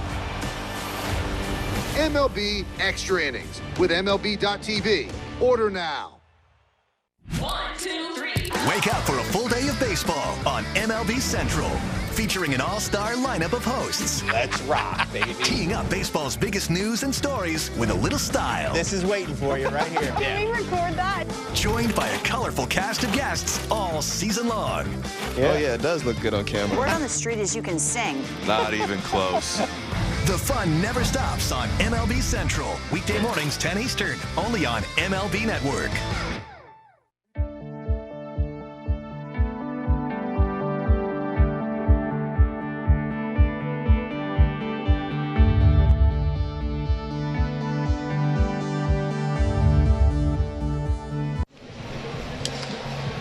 Join us for 70s weekend on Friday, July 30th and Saturday the 31st. Angels and Athletics. First 14,000 fans get a vintage Ohtani shirt courtesy of Nikon. Angels.com/promotions. 70s weekend. I like it. That's right. Well, I don't say it's right up your alley. I think 80s, 90s is more yours, but 70s is fun to go back to. Yes. Just no disco for you, right? No, no disco. I might dress up as Robert Plant from Led Zeppelin, maybe. This is Mayfield's play from his perspective. It's a little run option play there to second base for Jack Baker Mayfield on that one. Nice play defensively at third base after the home run. Showing some great range at third base for Mayfield. Walsh pulls it foul. Phil Goslin, Jose Iglesias coming to the plate. This is fifth inning. Angels a 5-1 lead, and they've built it on hits at the very top and near the bottom of their order. David Fletcher, 2 doubles, including a 3-run double. That was in the second. Jose Iglesias, Taylor Ward in the middle of the lineup with doubles. Jack Mayfield in the 9th spot with a home run. Big hit by Juan Lagares in the 8th spot. And Walsh goes down. Now you can see why a lot of the hitters are aggressive early against Kikuchi. When he gets 2 strikes on you, wow, it's tough.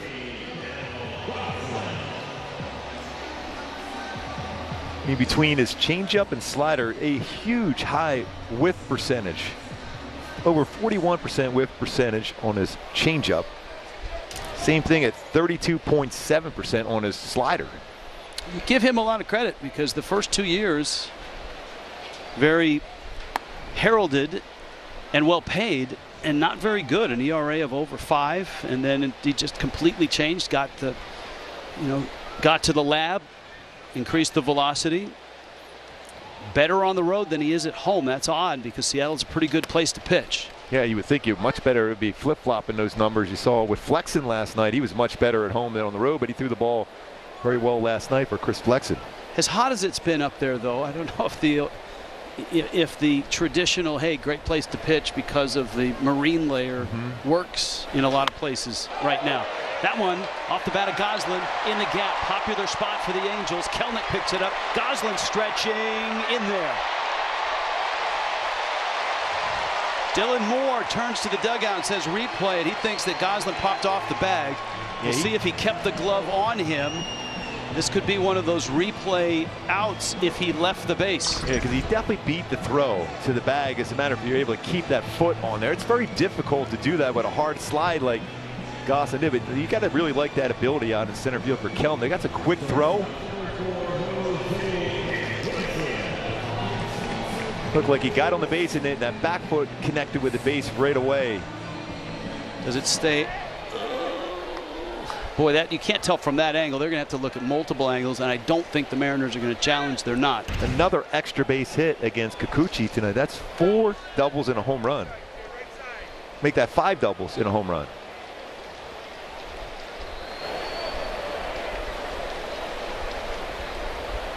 I think all but one of the doubles have been in that left center gap.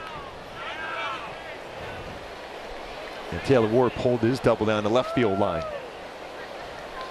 You know, Iglesias had a really interesting trip around the bases where he flinched when he rounded first on the double. Around third on the Ward double, he slowed down dramatically, but he didn't come out of the game. That ball gets to the screen, and it stays there, and Goslin takes the 90 feet. That feels like that could be a pass ball on that one.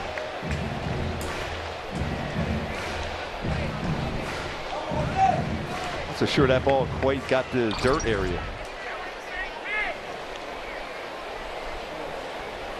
It is a pass ball. It's going to force the infield in. As a hitter, your chances increase to get a hit with the infield in. Iglesias is a great contact hitter. Rolls it. Runner comes. Crawford's throw on the money, and Raleigh is waiting for Goslin. Yeah, you're going to have the contact play on. That was just a really good play by the Gold Glove winner, J.B. Crawford, on the backhand. A quick throw to the plate.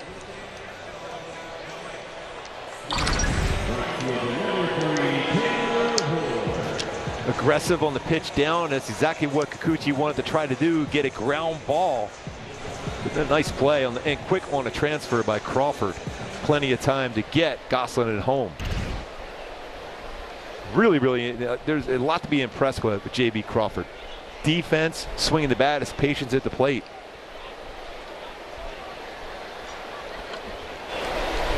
I think the most impressive thing is seeing where he started, because I saw him as a youngster, a highly touted prospect with the Phillies, and they really wanted him to be the next Jimmy Rollins, which, you know, nobody's going to be the next Jimmy Rollins.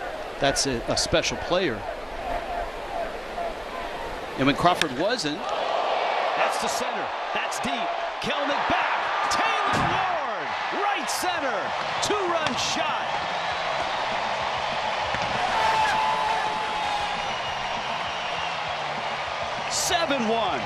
Right, not what a game. Single, double, home run, just a triple away for the cycle for Taylor Ward. He made a nice defensive play last half inning, saving a potential run or two. Now driving into dead center field. Batter's eye for Ward. Four-seam fastball. Kikuchi knows it. Just looking to see how far that is going to go. Brings his hands in and it rockets that one out to center field for Taylor Ward. Shohei's looking, hey, that's usually my territory. I usually go to the batter's eye.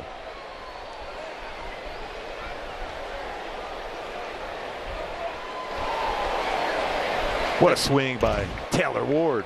And for the Angels, that has to feel good after getting a runner thrown out at the plate. You cash in with 2 runs. You love seeing that response by the offense coming right back after a stressful inning, and Alex Cobb was able to get through with a great defensive play by Jack Mayfield. Also good defensive play in that inning by Taylor Ward against Haniger. Kurt Suzuki now. And Kikuchi misses up. 7 runs, 9 hits. 7 of the 9 hits have been for extra bases. 2 homers and 5 doubles.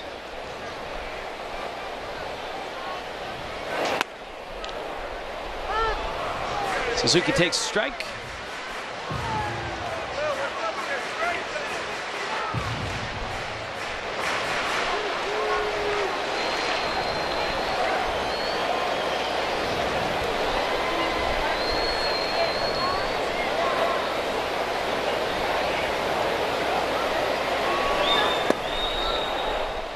And he got him, and the inning ends. But for the Angels, Taylor Ward, right center, his 8th, and a 7-1 lead. How the Angels got here with all the moves they made. They have a Meet Justin Upton. He's watching MLB Network. Again, the lineup got deeper.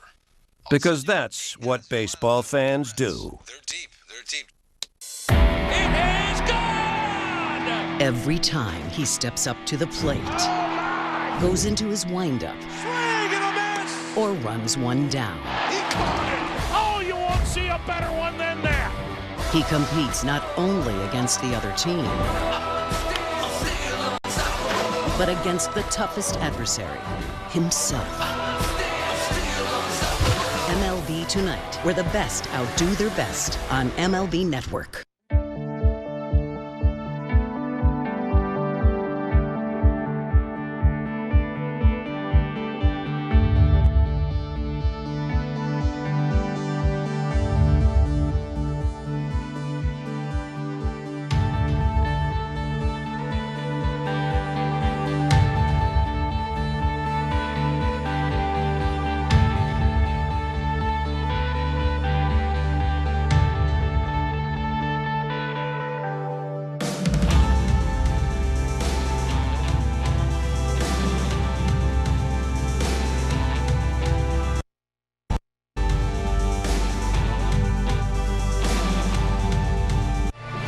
Angels Baseball on Bally Sports is brought to you by Hyundai. See your Southern California Hyundai dealer, because the longer you look at a new Hyundai, the more there is to like. By Jack in the Box, our $6.99 triple bacon cheesy Jack combo is here only at Jack in the Box. And by your Southern California Cadillac dealers. Good night at the Big A, especially if you like offense. Angels have put 7 on the board, 2 home runs, 5 doubles. Fireworks have started early. Of course, Saturday night, 6 o'clock start, always fireworks here on an Angel home game. Yeah, if you're going to be successful against Kikuchi, you got to think of the extra base hits, and that's been the issue for him tonight against the Angels with all those 7 extra base hits tonight. 5 doubles, 2 home runs by Angel hitters against Kikuchi. 81 pitches for Alex Cobb coming into this inning. And Luis Torrens was a pitch off. He did not have a stressful inning until the 5th, and that really felt stressful because he had a comfortable lead, but you could see that Seattle had opportunities to take a bite out of it. They did get 1 run. Going back to the defense, a couple of really good defensive plays in that inning. Taylor Ward and Jack Mayfield.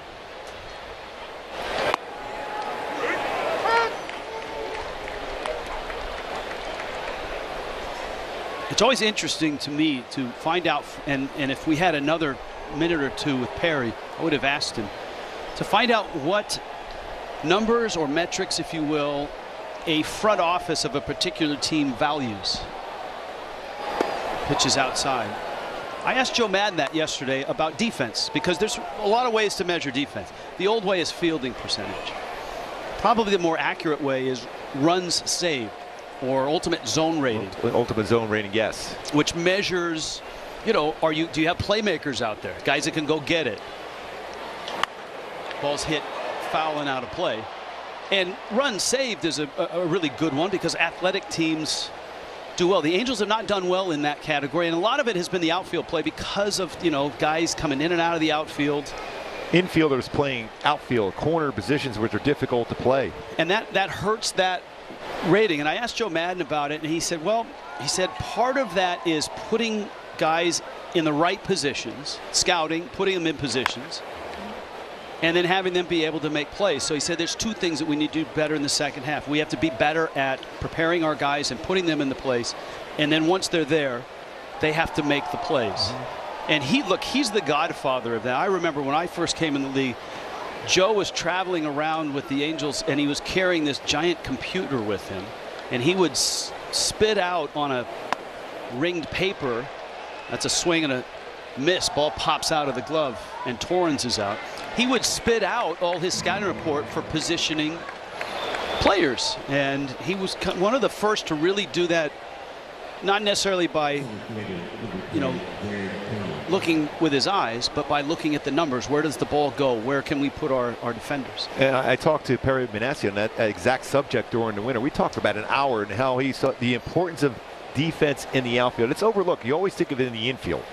And I thought it was a great conversation. We were saying baseball's hitting the outfield. They're not just singles, they're doubles and triples. In the infield, it's a ground ball. If you make a mistake, he's at first. A ground ball after that, you get a double play, you can throw it. But a baseball not caught in the outfield, there's a man at second or a man at third, and even a routine out can score a run that way. So your defensive metrics, ultimate zone rating, it's got to be improved as far as your defense in the outfield. And now it's been a struggle because you have guys playing out of position, but you see Taylor Ward getting more acclimated out to right field. He said, of all the outfield positions, even at center field is a little bit easier for him to play.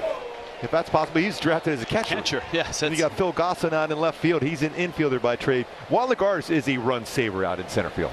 We've seen that already, and he's going to make the defense overall. Even when Upton and Trout get back in, or Adam Eaton is the same way. This whole outfield defense is going to change quite a bit soon. Kelnick takes outside. The youngster is 1 for 2. To finish that, look, it's pretty easy when you shift your infield because hey, the ground balls are going there, ground balls are going there. And you would think on surface that you're moving outfielders to where the fly balls go. But that's not true. Here's the 2-1. That's popped up infield. Mayfield is there. I asked Joe Madden that question. All right, so it's easy on the infield because you've got charts of where the ground balls are going. What about the outfield? How do you position the outfield? And he said it's not to where the fly balls go, but we put our outfielders where the hardest contact goes because there's not enough time to go get the hard contact, but a lot of the fly balls you can still go. So we defend hard contact. Makes sense. If you're a left fielder, you have a lot of experience, you got a left-handed batter, that baseball is going to fade away from you. Same thing if you're in right field with a right-handed batter. You think, okay, it's on the line, it's going to fade away from you. So you're thinking cutting off the hard contact. We have a better chance to get a good read with not a lot of experience in your outfield. You can see the outfield straight up. The infield is moved over with Raleigh, the switch hitting catcher. Hit one hard his last time up. He's actually hit a couple baseballs hard, even one to deep right center field. And now, a quick word from GMC. The world's first 6-function multi-pro tailgate available on the GMC Sierra. We are professional grade GMC. Alex Cobb with an 0-2 count on Cal Raleigh and a 7-1 lead in his back pocket. And that little two-seamer on him. Now you think he has him set up for a thing if he has that working. Especially with a fastball away. Start that thing right on that plane and then drop it out of the strike zone.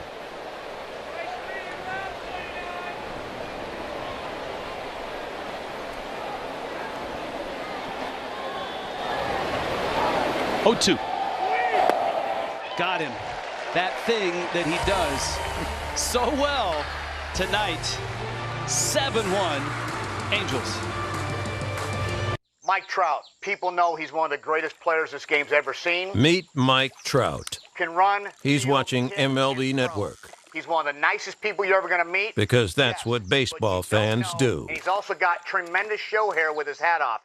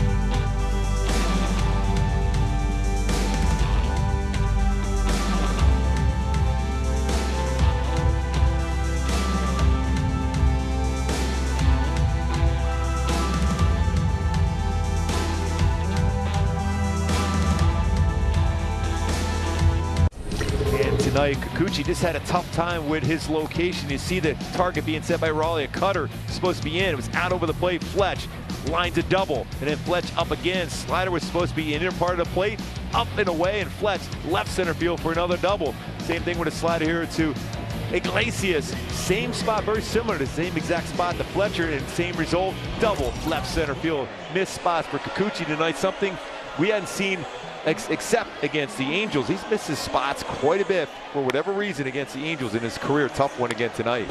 Time now for our Kia player profile, and we're going to profile the offense by month.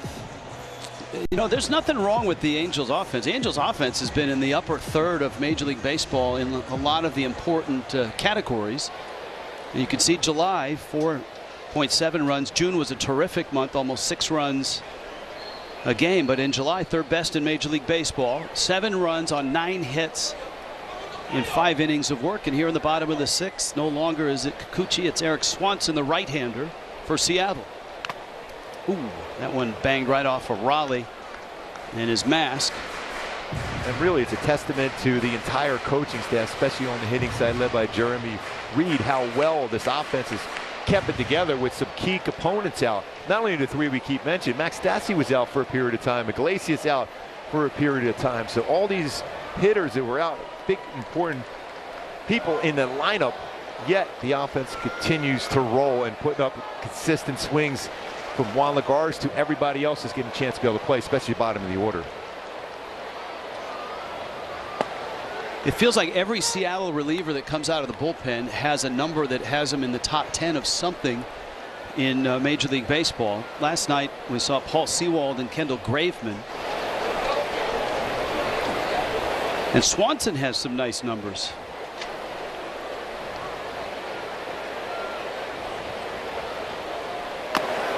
And the back of the pen, you know, sometimes bullpens have the A team and the B team, and the back of Seattle's pen and the guys that get it to the back are really, really good. And they're, you know, WAR is a term and a metric that's come in and usually measures hitters and players and defense and all of that. But relief pitchers have their own little category of WAR, and Seattle's is really, really good. In fact, Seattle has the best in baseball. A little bit better than the Yankees, the Rays, the Red Sox, the White Sox. Miami is actually pretty decent as well. I mean, they got some pretty good power on us, but if you noticed, a lot of their guys out of their bullpen, even though they're throwing 90-97 like Swanson, it's their secondary pitches or the ones they go to because they get a lot of chase and swing and misses. 1-2. Lagares shoots it into right field, and that's a base hit. Boy, I love that swing for Lagares. You try to pull that, that's a routine ground ball out to Crawford. He's upstairs, didn't try to pull it, shoots it by the infield on the right side. Just a good swing. Brought his hands up level. And that's the improvement for Juan Lagares. Even though the numbers as far as batting average don't jump up at you, but 16 doubles, 2 hits tonight for Lagares is using the whole field very well this year.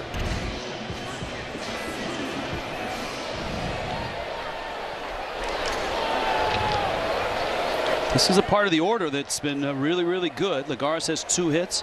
Mayfield a key walk and then a solo homer. And of course Taylor Ward in the 6th spot has been terrific. He's a triple shy of the cycle. Boy, Cronenworth got the hit for the cycle for the Padres. I think it was yesterday, right? But they scored 24 runs yesterday? There's only 3 players in Major League history I've read somewhere where you hit for the cycle after being in the All-Star game. Cronenworth did that. Joe DiMaggio and Brooks Robinson, by the way, are the other. This is Mayfield. 3rd career Major League home run. His first as an Angel. And he knew it. First as an Angel, you know when you cover a baseball, and Jack Mayfield crushed that one out left center. Runner goes. Pitches strike 3. Throw is high. And Lagares has the bag. His first. And he had quite a few stolen bases in spring training. And was wondering when he was going to start running. He steals the bag there, get into scoring position for Mr. Runner in scoring position himself, and David Fletcher. High throw, gets in there, scoring position for Fletch.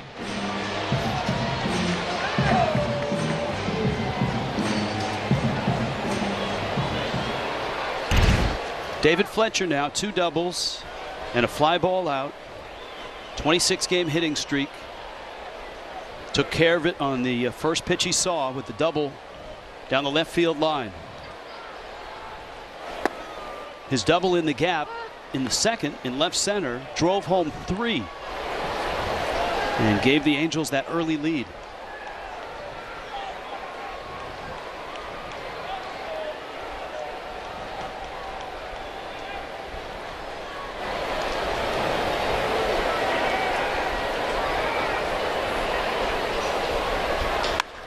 Fletcher into center field, hangs up for Kelenic, and he makes the catch.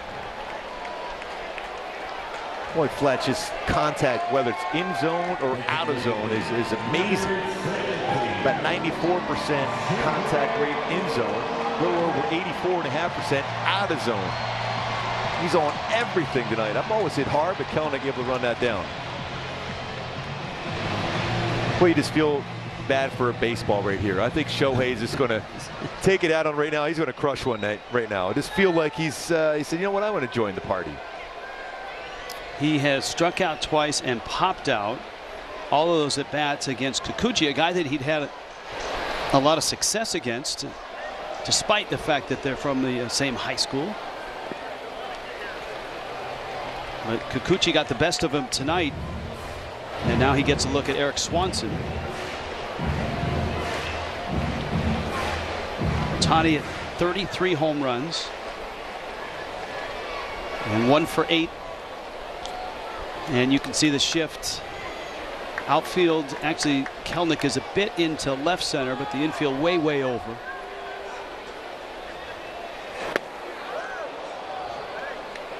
You don't see that very often, where the Major League catcher doesn't get it back to the pitcher. I mean, I live near 2 Little League fields, and occasionally on my way going places, I'll stop and watch a little bit. You see that routinely. But that ball airmailed to Swanson. Fortunately, Moore was, or rather Crawford. That's why you have your guys there to back you up as an infielder. And the shift was there. Ohtani takes out. Boy, a steady diet of all-speed pitches. It's another changeup.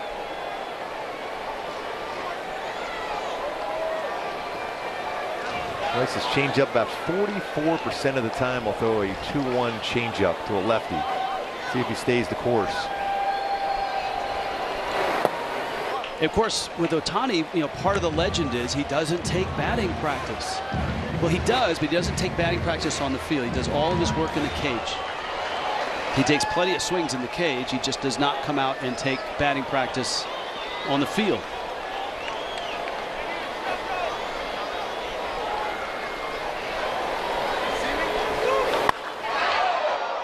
To be honest with you, having been to Japan twice for a pretty good period of time, batting practice in Japan is different than here. They employ pitchers, real pitchers, to throw and throw hard. So their batting practice is not against a 50-year-old coach, but it's against a young pitcher who's giving you curveballs and splitters, whatever you want to see. But Shohei, prior to this season, was always hitting outside. But I mean, he's facing a lot of live pitching in the cages under the stadium. But he's out there doing his work as far as his throwing routine and his throwing the weighted baseballs and that in the outfield to get ready and prepare for pitching. Lagares still at second. 2 outs, 3-2. Got him. Boy, an off night for Ohtani. He has struck out 3 times. On an 0 for 4 night, the Angels have picked him up, though. A 7-1 lead. It's not just because Boll & Branch organic cotton sheets are incredibly soft. They are. And it's not just that they're free from toxins and made by people who are paid and treated fairly. That's true, too. It's because home is where the magic happens. And with better sheets made in safer ways, home makes the world a better place. Boll & Branch. Right now, try for 30 nights risk-free and get free shipping at bowlandbranch.com. Nerds! Have new money goals this year? NerdWallet can help make them happen. Like getting auto insurance to match your new 0-mile commute? We have tools for that. Want to refinance your mortgage and put those savings into the college fund? We have tips for that too. Or get a low-interest credit card for your long-awaited honeymoon? We can help you find the one. Credit card, that is. Discover and compare the smartest credit cards, mortgage lenders, and more on NerdWallet. For all your money questions, turn to the nerds.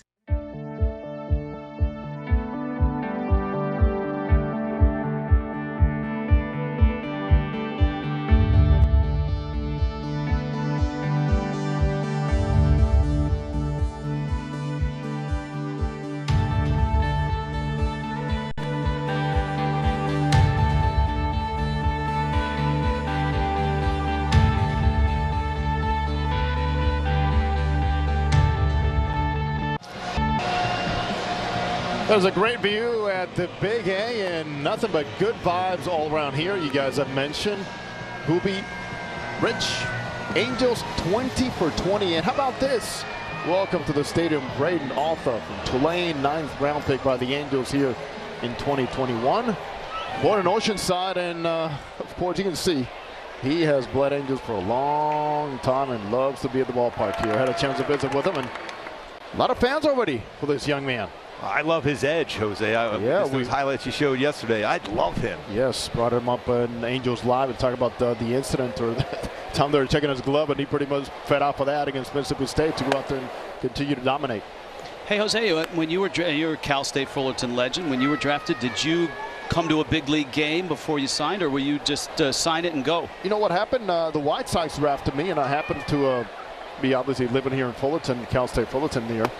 And they were visiting the Big A, and I was invited to work out with that team with Tony La Russa. Nice. Yeah, that ball club, I recall Tony and Ozzie Guillen, Julio Cruz, Tom Seaver, rest in peace.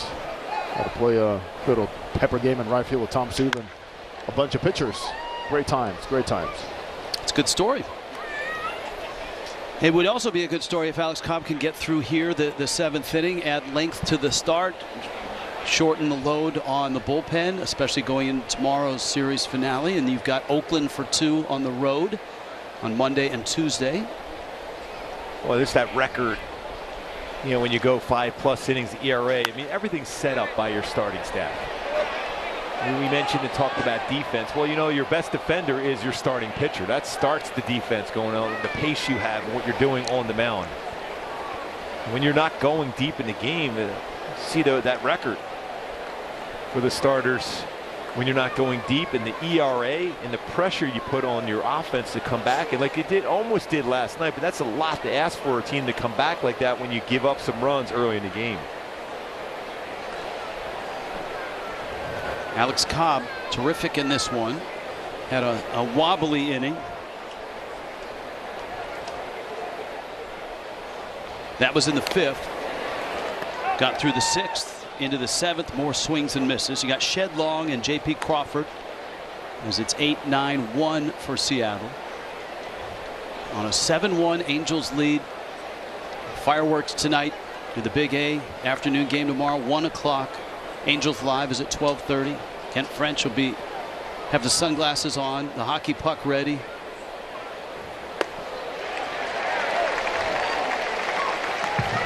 Good to have Ken French right next door to us here, just to make sure we can look in. He's got his glove just in case a foul ball goes up into the booth next to us. Moore goes down. Cobb kind of hung that one up there, and I think he knew it. Remember the pitch before the thing he threw? It was a real good. I don't know how Moore was able to foul that one off. But the eyes got big because that splitter stayed in the zone. Very similar to the one he got a base hit against. Blasted back.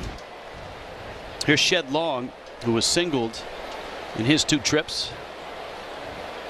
You brought up something I think that not a lot of people have considered about Ohtani, because people obviously have talked about, I can't believe that he can pitch, and I can't believe that he's also in the lineup as a hitter.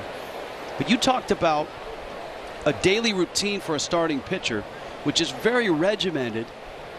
At the same time, a daily routine for a major bat, which is very regimented. And you've got to somehow blend that too. You see the Angels pen is ready to go. Because you want to keep the arm fresh by throwing, whether it's long toss, doing the weighted baseball routine, and then you simulate flat ground work. And you mix it in your bullpen sessions, because he'll throw 2 bullpen sessions, a light one just before his game, but he has 2 sessions in between his starts. Now, I obviously have not been here up until this point. Is part of not hitting on the field a reason for that blend of the pitching routine and the hitting routine? And it would be so hard and taxing to be able to hit outside in really hot conditions, and then be able to throw and be able to make sure you're ready to go on the pitching side too. So yeah, he knows exactly what his body is telling him, exactly what he needs to do, and be focused on swinging the bat, throwing the baseball, keeping the legs fresh, because we know how well he runs. Shed Long got his money's worth on the swing, and Cobb is finishing strong with a couple of strikeouts to open the 7th inning. Coming into this game, Alex Cobb, 35 strikeouts with his sinker. It's top 5, or 8th highest in baseball. 8th highest on his sinker as far as strikeouts. That's impressive. You think of the guys with the power sinkers like a Walker Buehler, pitchers like that. Alex Cobb up there amongst the leaders, strikeouts on his sinker. Here's J.P. Crawford. What differentiates garden variety two-seamer and a sinker? It's a two-seamer, but their ball sinks a lot more than other guys' two-seamers. Well, sometimes when you think of sinker, you have that downward horizontal drive. Sometimes on a two-seamer, it will have more horizontal run to it, and that's when we got that deal as far as Alex Cobb, I even talked to the Hall of Famer Jim Palmer about that, and he said with his sinker, as that baseball just gets by Mayfield, almost made another outstanding play against Crawford, who continues to swing the bat well against the Angels. It's that movement that runs in on the handle of the bat of a right-handed batter, but also runs down and away against the lefty too to get soft contact end of the bat. Yeah, Joe Madden has seen enough. 109 pitches for Alex Cobb. Has put his team in a position to win this ball game. They've provided runs, and he's kept Seattle off the board, saved the 1 run from the 5th inning, and a well-deserved ovation on his way out the door.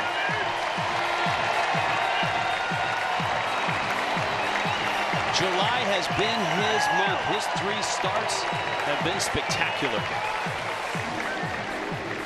Nerds. Have new money goals? NerdWallet can help you find the credit card to make them happen.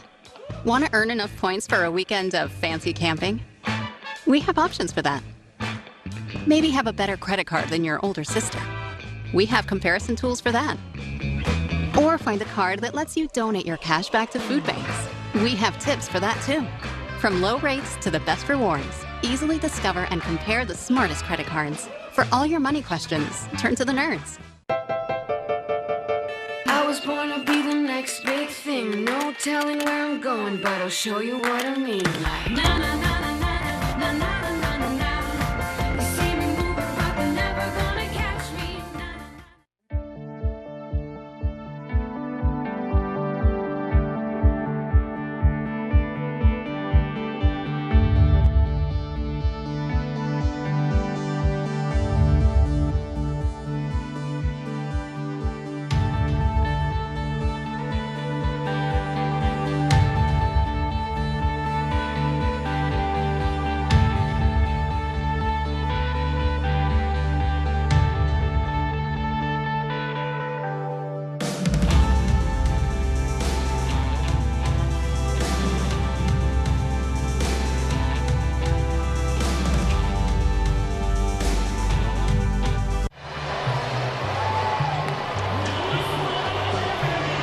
Well, 33-year-old Alex Cobb has really kicked it in gear once the calendar turned to July. He's been terrific. Files this away, 6 2/3, a run, 4 walks, 6 strikeouts.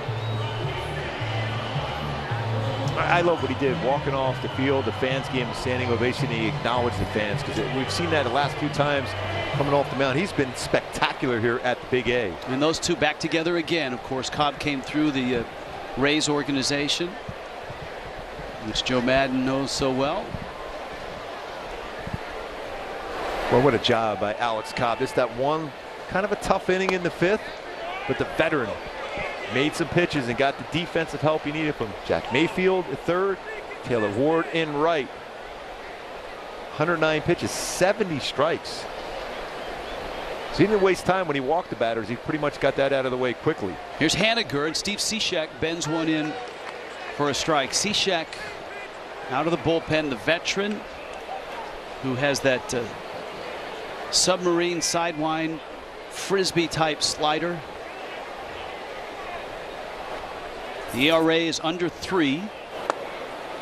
And Cishek misses in. He's been a durable arm and a good arm for a lot of different teams in a lot of places. He's able to run his fastball, which you would think be pretty hard to do from that arm angle. He can run it up to the upper third of the strike zone effectively. He had a 4-year run in the back of the Mariners bullpen, Cubs bullpen, where his whip was just about 1.04. The ERA was 2.5. He was very good with Miami early in his career. ERA of under 3, low whip.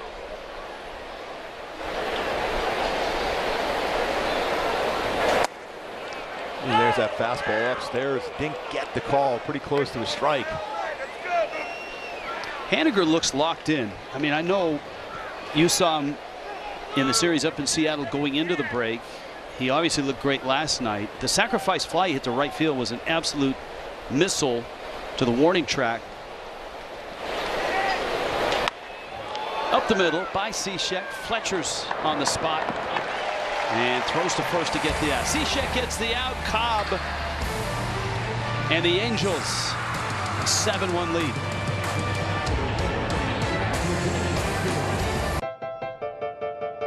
I was born to be the next big thing. No telling where I'm going, but I'll show you what I mean. Like na na na na na na na na na na. You see me moving, but they're never gonna catch me. How the Angels got here with all the moves they made. They have Meet Justin Upton.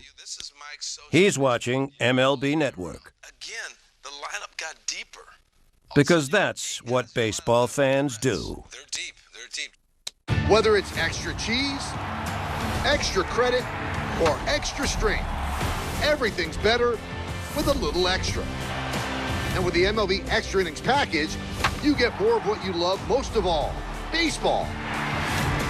Watch up to 90 games a week on all your favorite devices all season long. MLB Extra Innings with MLB.tv. Order now.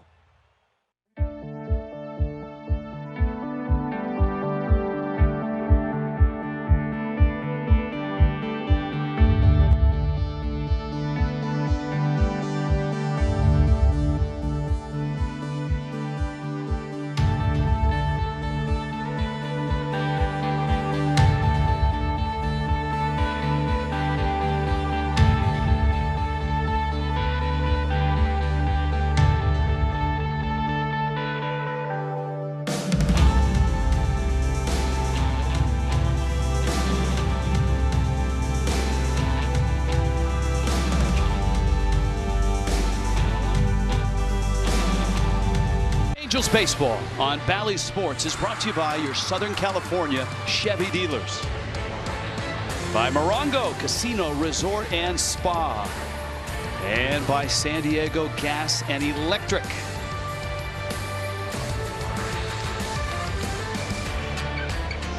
That montage sums it up.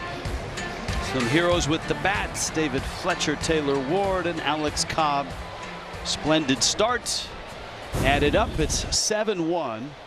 7th inning stretch. Fireworks crowd in attendance.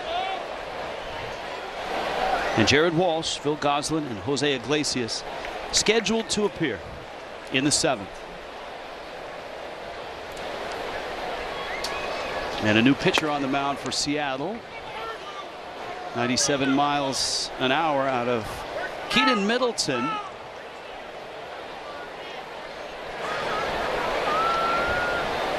He can run that fastball up to 99. Very good. Changeup. You've seen him before a lot. If he commands his changeup, he is very, very effective. His breakable, you see right there, is solid.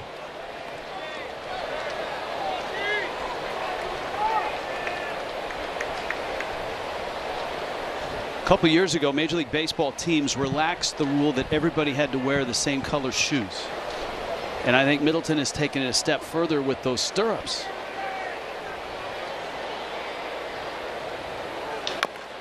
Ooh, that got him right back in the face on the foul ball off the ground. I think he's all right.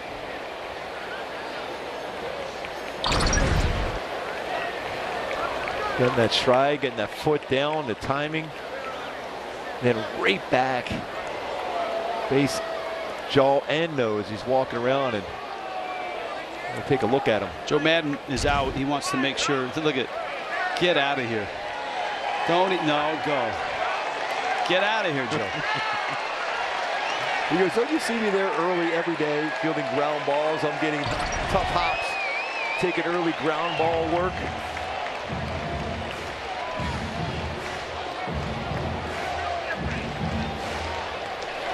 Just wonder if he played hockey too back in the day. He's a hockey player. He said, I'm fine, no problem.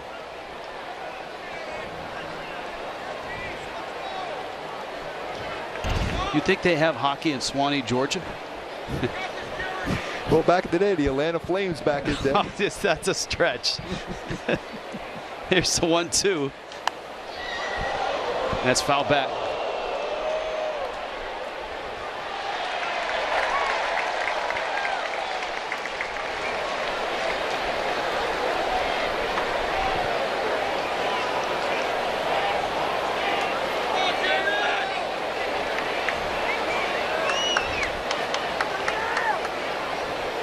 Walsh has struck out, hit a ball hard in the first to deep center for an out, and has bounced out.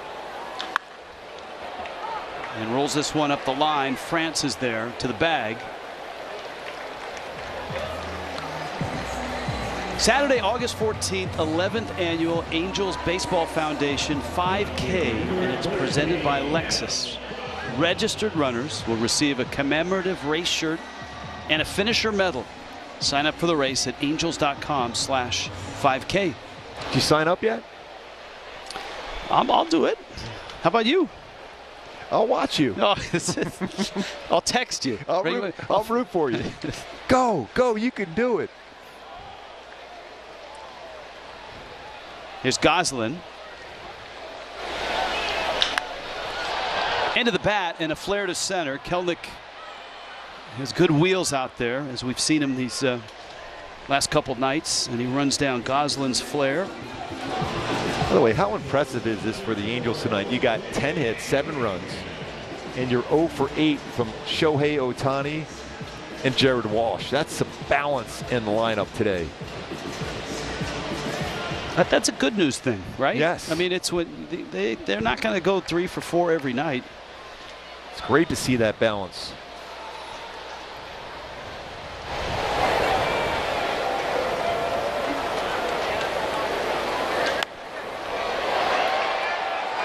That one's going to find the seats. The other piece of good news for the Angels is that tomorrow they've got a guy on the mound who's pitched well of late, and that's Patrick Sandoval. And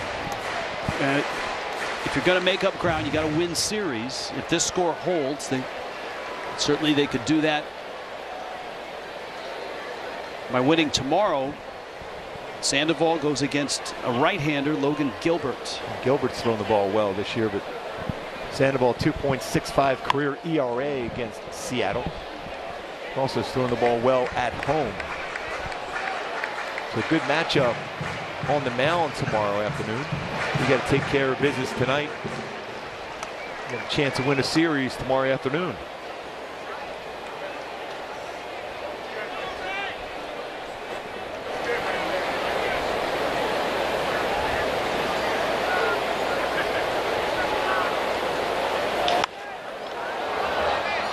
Iglesias fights it off. He doubled and scored back in the third.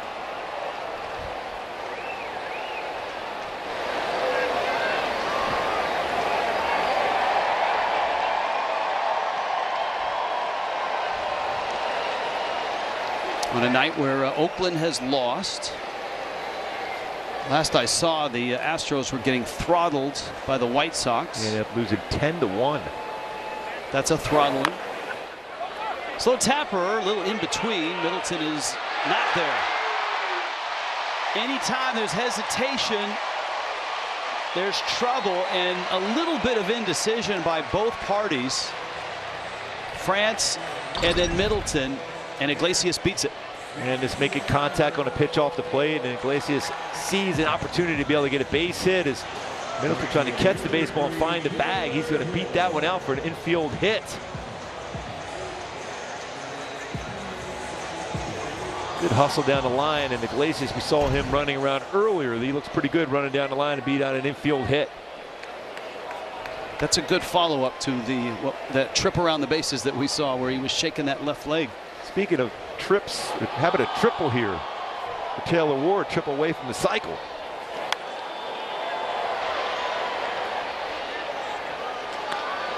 Well, wasn't the bobblehead of Shohei Ohtani last night on a cycle? Yes. For the last cycle? That was down at the Trop in St. Petersburg. That's not a triples park. No, but then again, Shohei Ohtani. Yeah, that's right. Ohtani has 4 triples this year.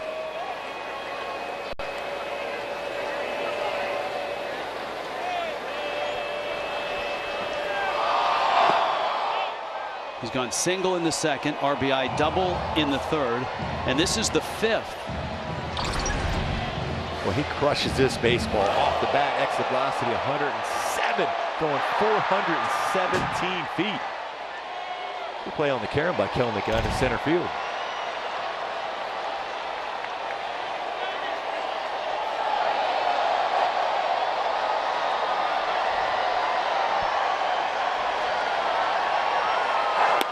Is there a minimum exit velocity to hit a home run? I mean, what's the slowest home run since we've been doing this? We've seen some in the 90s. Yeah? Yeah. Hey, as long as it's over the wall, doesn't matter how hard you hit it. For a hitter. Now, as a pitcher, that's a different story. I've seen, I was witness to the hardest home run ever hit in the history of technology. That Stanton, maybe? Yes, and it was against Jamie Moyer. And Moyer was pitching in his last year with the Colorado Rockies. Stan hit a ball so hard that it was like he broke the scoreboard. I mean, it was like the natural. The lights blew up and the scoreboard went out. He just drilled 122 miles an hour, I think, off the bat. That was right before Statcast, but they did have it measured by other means. But I'd take one in the 90s. Yes.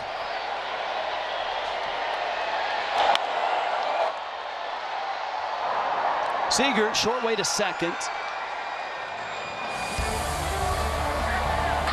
Angels a 7-1 lead. We're going to the 8th.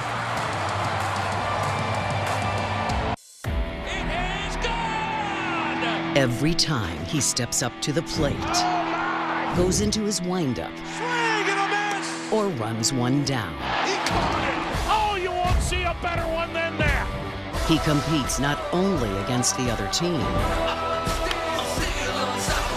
but against the toughest adversary, himself. MLB Tonight, where the best outdo their best on MLB Network.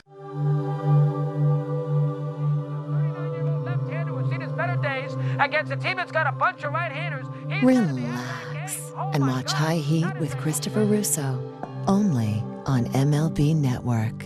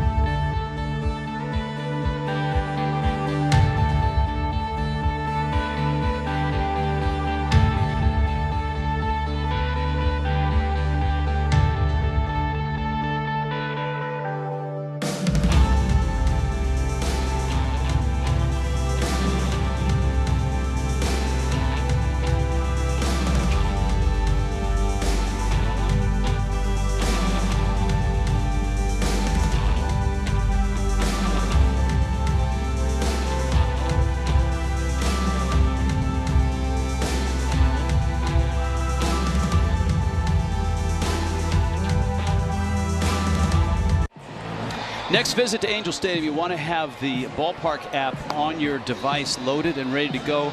You can buy and manage game tickets, redeem offers, access exclusive content, and much more. It gives you a guide of every Major League ballpark, including the Big A. Download the MLB Ballpark app today. Here and now at a meeting with his marching orders in hand is in right field. Checking his notes is Taylor Ward, because now he's in left. So Eaton comes in Goslin's spot. Seager's up, and Cishek, who finished the 7th nicely, takes on the 8th. Seager tonight is 0 for 1. He's walked twice. And one of the most important things, Cobb got him to hit a ball on the ground, which is not easy to do. Not at all. Cishek throws that, that frisbee slider that he does throw. That one got away from him. He spikes it, and as I remember in Miami, he doesn't use the nail, but he used the tip of the finger. So that doesn't necessarily knuckle it, but the tip of the finger, he spikes it. It's really all about, when you're throwing a breaking ball, it's really the comfort on that delivery, because most of the the friction and power is going to be on your middle finger on a seam. So it's either you have it where barely on there, or have the knuckle curve type or knuckle feel to it with the fingernail, or just on top of the baseball. Steve Cishek is a great example for all you kids out there who are in high school and want to play in college, want to get to the big leagues, that sometimes it's not the biggest school that produces a major leaguer. And for Cishek, he did not have any Division I offers. He grew up in Massachusetts, in Cape Cod, and he couldn't get any Division I teams to offer him a scholarship. A Division II team, Carson Newman, offered him. And of course, you grow up in Cape Cod, you want to play in the Cape Cod League. He didn't play in the Cape Cod League either. He's a huge Red Sox fan growing up. Bronson Arroyo and Derek Lowe were his dudes.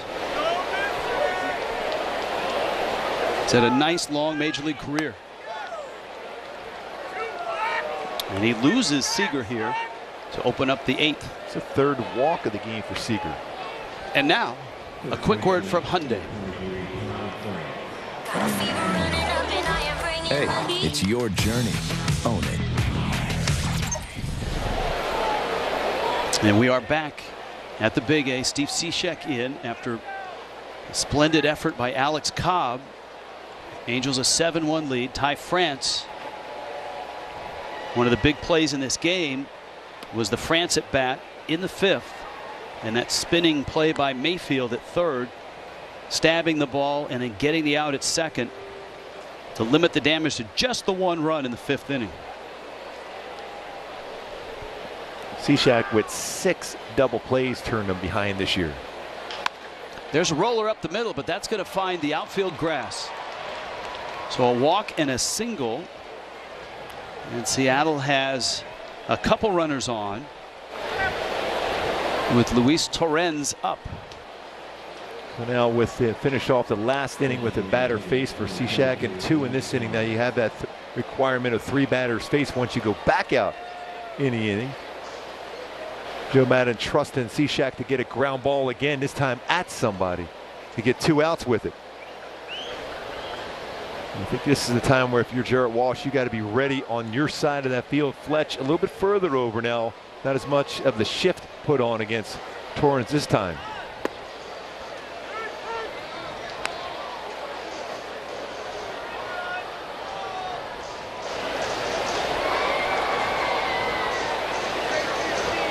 One of the challenges in the shift, in this shift era, is what do you do on what used to be a routine ground ball for a double play that may be between the shift because your second baseman and shortstop aren't in the traditional spots. You have to almost improvise or have a pre-plan. If it's to my left, we're not going to get 2, we're only going to get 1. And also, a lot of times you might have a third baseman have to cover the bag at second on those shifts. Not on this situation here.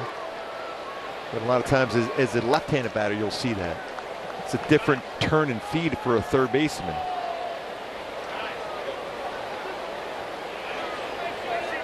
Count 1-2. Jared Kelnick is on deck.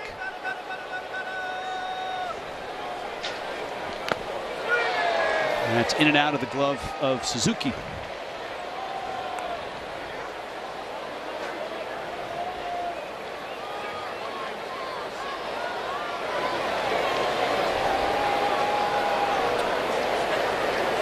Angels live at 12:30. Donuts tomorrow. You a donut guy? Oh, yes. Okay. That's a tradition. Day games, donuts in the booth.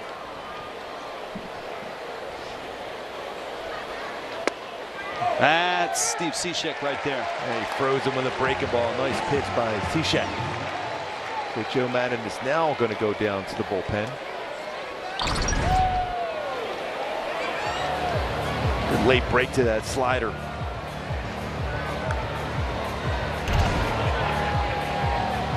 Joe Madden takes the ball. Cishek exits. Angels on top 7-1.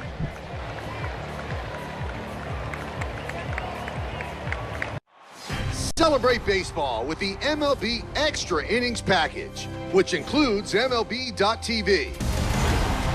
Get up to 90 games a week on all your favorite devices, so you could watch your favorite sport absolutely anytime you want. MLB Extra Innings with MLB.tv. Order now.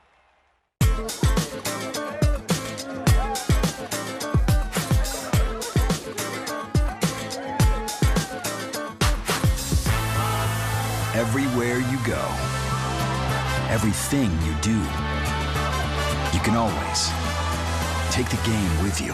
And you can bring your friends.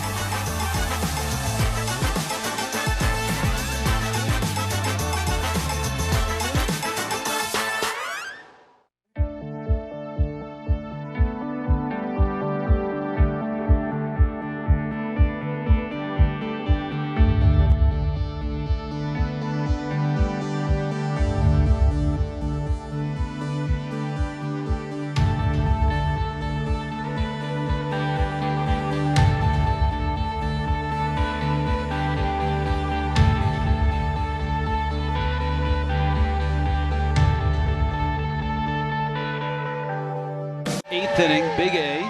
Fireworks coming up. Rally Monkey in place. Our T-Mobile coverage cam. Great crowd last night, over 40,000. Good crowd here on a Saturday night. Hope to see you. Want to be in your seats, like we said. If you're coming tomorrow, get here in time. Make sure you're in your seats for the first inning, because David Fletcher doesn't wait for you. He didn't today or tonight. First pitch he saw, he doubled down the left field line. Fletcher now 26-game hitting streak. He'll go for 27 tomorrow. Mike Myers arrives here first and second with one out in the eighth.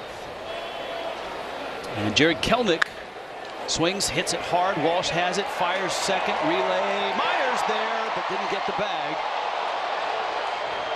That was a great play by Walsh, and Iglesias did everything he could. Myers just a little bit late covering the bag.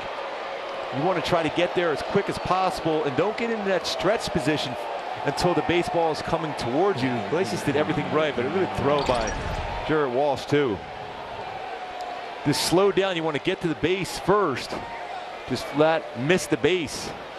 Especially with the speed of Kelnick going down the line. That ball was rocketed at Walsh. That has to be infinitely harder for a pitcher than the traditional flip from the first baseman, right? Because that ball's coming with heat and it's coming from a different direction. That's why you want to get to the base first. A lot of times pitchers get caught up and they are already stretching before the throw is made. You get to the base and then you can stretch right or left depending on the throw.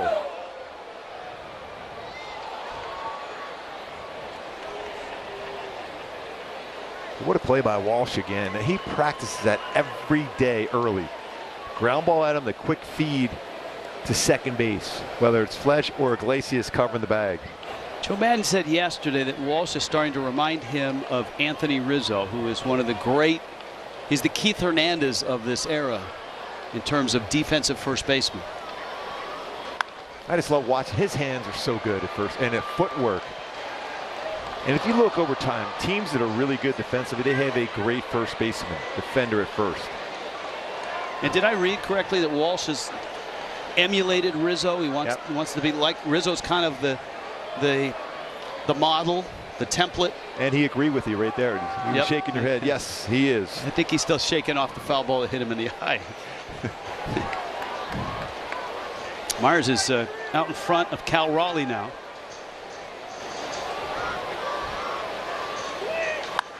In the air, Suzuki. Mayfield was way off in the shift, and it's going to land foul. And that's one of the things when you have a shift and your third baseman is out near shortstop and the catcher's looking for help, there is none. Yeah, I mean, he's going a long, long way. So it's one of those times where you might have a chance as a pitcher to catch one of those pop-ups. Look how far he had to come.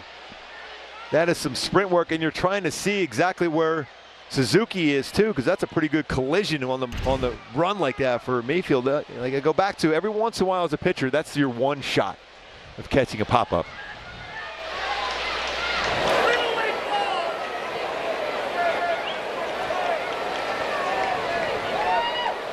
It's one of those times now you just got to clear your mind if you're Mike Myers and make a better pitch right now. You know you should be through the inning, but make a better pitch now. Left center. That's Ward out there now. And he makes the catch. Nicely done by the Angels bullpen. First Cishek and then Myers delivers the game to the bottom of the 8th, 7-1. Angels.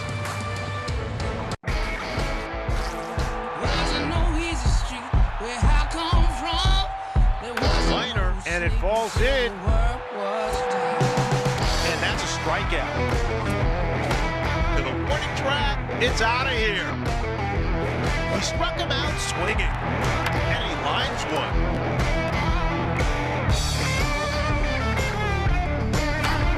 It's gone.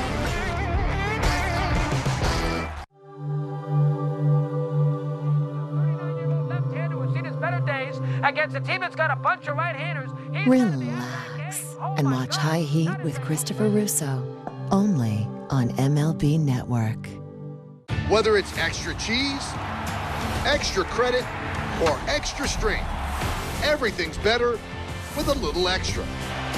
And with the MLB Extra Innings package, you get more of what you love most of all, baseball.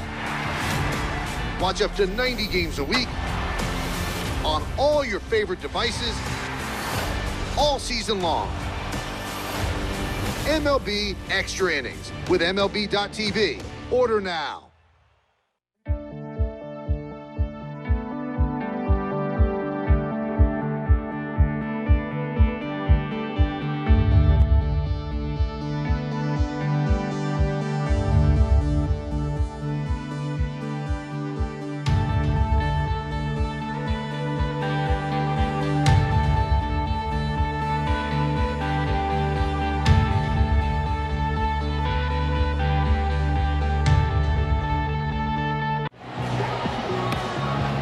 Bottom 8, 7-1. Angels on top.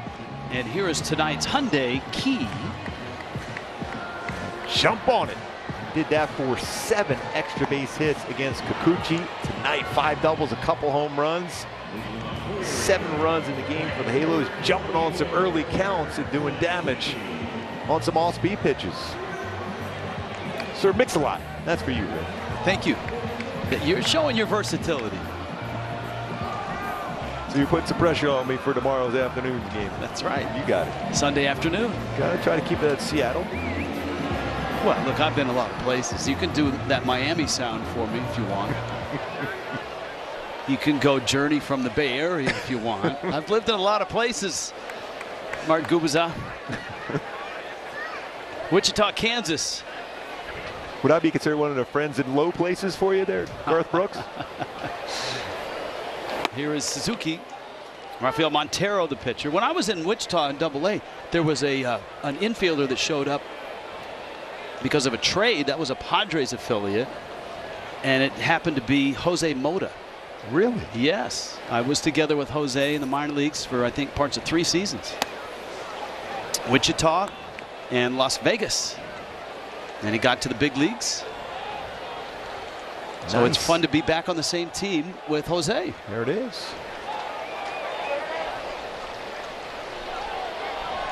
Suzuki tonight. You'll see Max Stassi back behind the plate for the day game tomorrow, and probably on Monday night in the opener in a very brief 2-game series against Oakland. Yeah, you wonder how that's going to match up, where you might see Shohei, I think it looks like on Tuesday. Kurt Suzuki's caught a lot of the games with Shohei Ohtani, but that last time out, Max Stassi caught Shohei, and it was a very effective game. So it'll be interesting to see how they make that one up as far as the catching situation up in Oakland with a night game into a day game.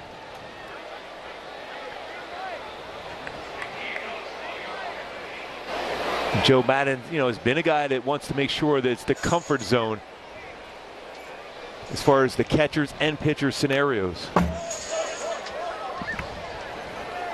Montero, live fastball there.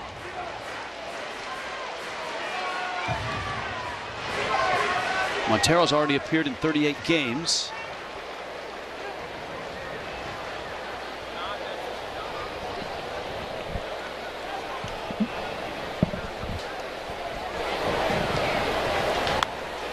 And Suzuki gets jammed, fouls it back.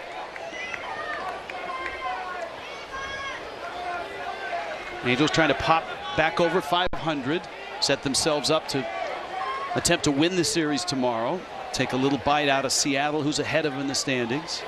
On a day where Oakland lost and a night where Houston lost, is a good time to get a win. Into right field, wide open over there, and Suzuki takes the outside fastball and rolls it out into right center. In our broadcast booth, Rich Waltz, along with Mark Kubaza, Jose Mota is down below. I think this is a really good night for the Angels, not just the Alex Cobb start, which they needed. He got length.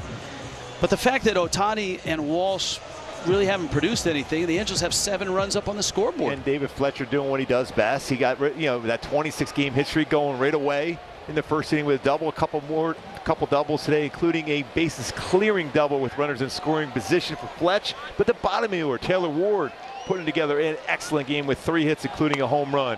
Iglesias with a couple hits. You need that production.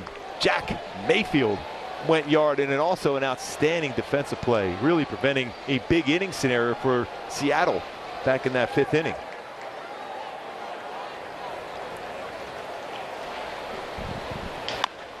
Lagares up the middle, slowly hit. Crawford cuts across and takes the ball and the out, and that's all they'll get. Suzuki is erased. Lagares is aboard on a fielder's choice. And I know that, look, Fletcher's had the 2 doubles with the 3 driven in. Taylor Ward almost hit for the cycle. But Jack Mayfield has to be considered one of the stars of the night for the Angels. Not just a solo homer, an enormous walk that set up the Fletcher 3-run double. And then that play in the 5th inning that kept the Mariners with just 1 run. Yeah, you save runs defensively and you drive in runs swinging the bat. And you mentioned that walk. It set up Fletcher's 3-run double.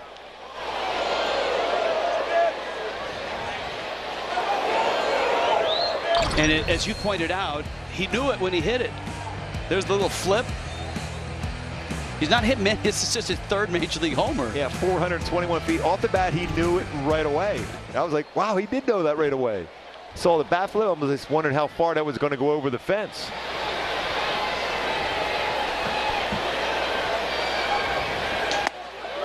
He's trying to do it again. This has the feel. This is an odd moment for, I'm talking about this series, for the Angels and the Mariners, because they're playing 6 straight games against them. 3 to finish the break, and then after the break 3 here. You just don't see that very often. In fact, it hasn't happened in a long time in Angels history. I would think as a hitter, you like this scenario for it, because now you're going to see a number of the guys maybe once or twice, maybe beyond that, out of the bullpen, so you get an idea of what their out pitches are. Some starters you might see a couple times. Down the right field line, Mayfield. That's extra bases. Racing for third is Lagares and Mayfield. His second hit. A double to go with the home run. So another extra base hit for the Angels tonight. Not just the hits, but the approach tonight by hitters. A lot of balls in right center. Lagares has done that tonight. Mayfield does it here. Fletcher does it every night. And another multi-hit game for Fletch. David Fletcher, 26 games. 2 for 4 tonight. Couple fly ball outs. Yeah, you wonder if, with the All-Star break, those 4 days off, and be able to continue the streak. Well, 5 hits since the All-Star break for Fletch.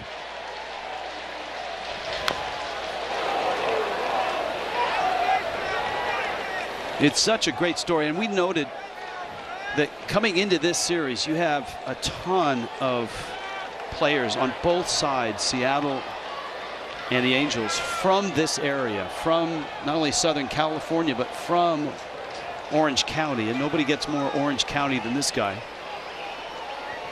Cypress High School, went up to Loyola Marymount. Fletch to left, long is back, off the wall. 2 runs will score. Lagares scores. Mayfield behind him. David Fletcher, ladies and gentlemen. Triple-double for Fletch. That's a Westbrook. Would love that from Fletch. 3 doubles in the game for Fletch. 2 more RBIs, giving him 5 on the game. Boy, he's got that extra base hit swing going against Seattle. Scoring 2 more for Fletch. Mr. Triple-double. Remember what Joe Madden said yesterday about Fletcher? He told me if he played half of his games at Fenway Park, you would talk about him almost Pedroia-like, because he hits those fly balls like that. He hit 2 of them out in Seattle. He would pepper that wall. And he said when he started turning on the baseball, that's when you see that batting average jump up. Remember, in mid-June, 255 batting average for Fletch, and now look where he's at. All right, it's incredible. It's 9-1, and sometimes as a baseball crowd, 9-1, you're headed to the parking lot. But there's not only fireworks tonight, but there's an Ohtani at bat you don't want to miss. Yeah, you never know.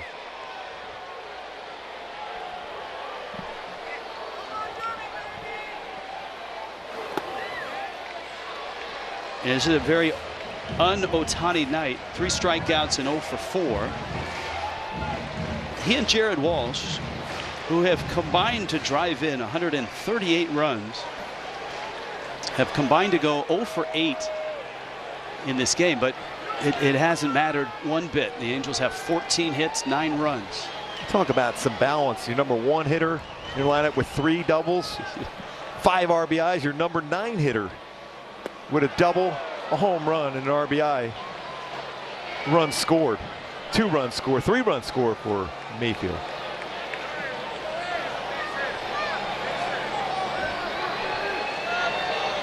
It's a lot of good feel for this ballpark, the energy of the fans. None of them left last night as they saw that comeback just a little bit short, carry that energy into another big crowd, and a great offensive explosion here today. Momentum set the tone by Alex Cobb. 97, Montero can still bring it. You almost feel this is a changeup coming now. See if Shohei makes an adjustment and makes sure this changeup is in the zone.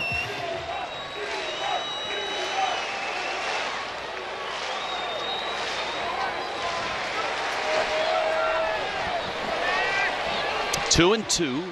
Fletcher at second. And down and in. Breaking ball at his feet. And he's had trouble with that pitch the last couple nights.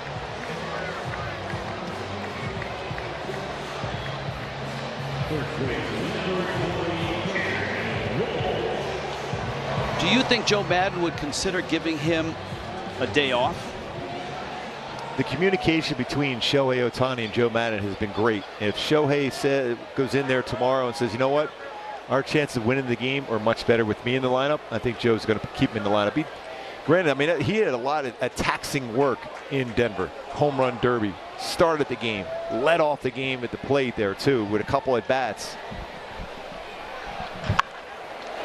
Pulled it foul because, and look, I've not heard that that's going to happen, but if you think like a manager and you see tonight and you know that he's starting on the mound on Monday, which I believe is as the schedule goes, if you're gonna find a day to give him a day off. But I think you're right. I think he'll be in there. I think because he wants to be in there. That's the greatness of Shohei Ohtani, the smile on his face. Yeah, he's 0 for 5, but he's looking up at his teammates and picked them up at 9 runs. That's what makes him so impressive, in my opinion. We know the numbers. They're fantastic, but he's a great teammate.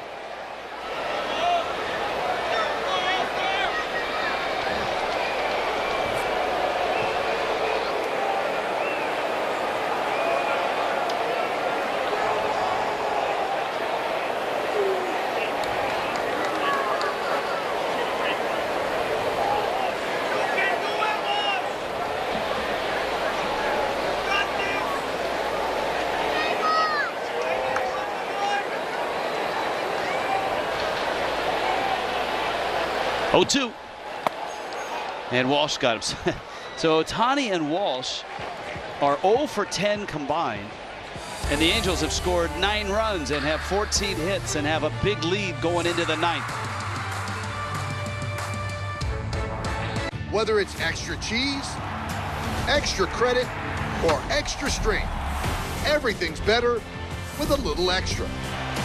And with the MLB Extra Innings package, you get more of what you love most of all, baseball. Watch up to 90 games a week on all your favorite devices all season long. MLB Extra Innings with MLB.tv. Order now. How the Angels got here with all the moves they made. They have Meet Justin Upton. He's watching MLB Network. Again, the lineup got deeper. Because that's what baseball fans do. They're deep. They're deep.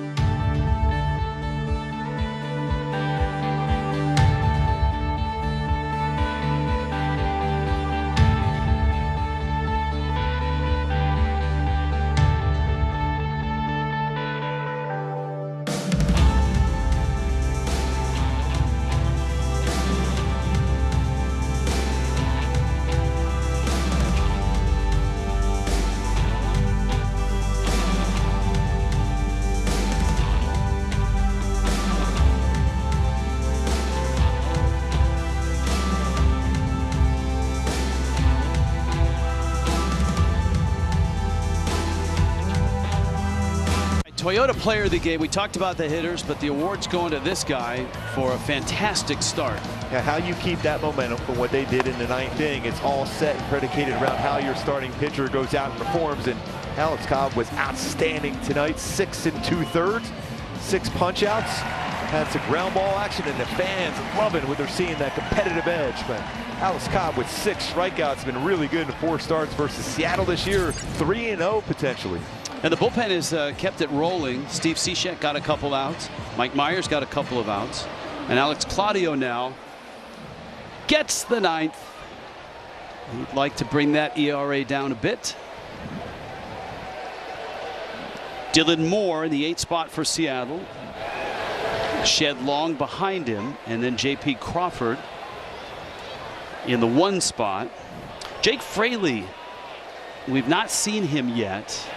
Claudio misses outside. Fraley, an athletic outfielder for the Mariners, who's had some nice moments in the first half of the season. Remember, he was scratched in game 1. He had a grand slam against Alex Cobb, so obviously not feeling well as far as being out there in the lineup. When you have a grand slam against a pitcher, you want to be in the lineup. Yeah, the flu is what knocked him out of yesterday's ball game, and he was not in the lineup. We've not received any report on his status right now.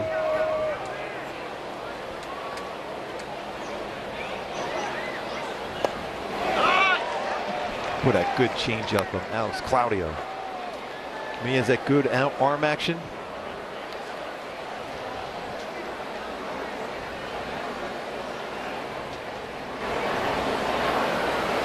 Moore scored the only run for Seattle. Singled back in the 5th.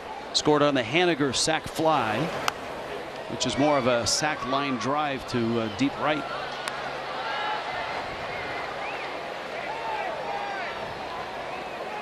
Patrick Sandoval, the lefty, goes tomorrow for the Angels. 12:30, Angels Live.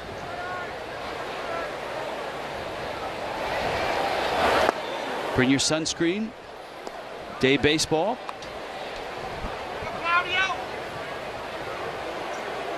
You get a chance to see that special changeup that Patrick Sandoval throws. A tremendous whiff percentage, over 50%.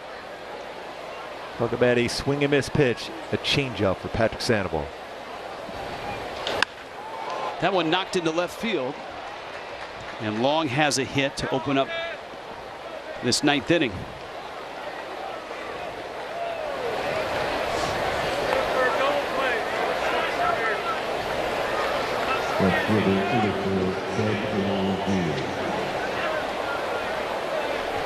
Shed Long digs in.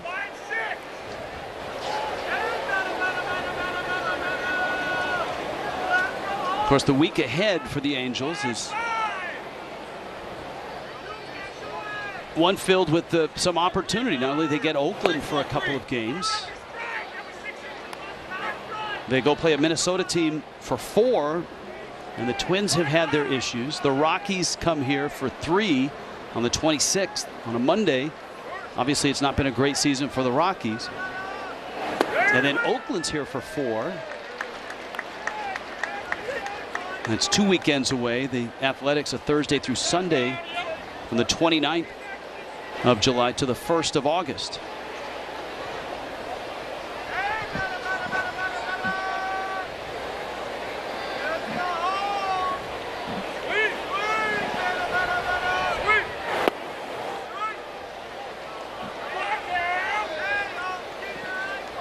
Well, just like Perry Manassian said when we had him talking to him in the 3rd inning, it's coming down to pitching the baseball and catching the baseball, because the offense is going to score runs, and that gives you a chance to have a prolonged winning streak. Hopefully Alex Cobb's performance tonight sets the tone for the starters coming out here in the 2nd half.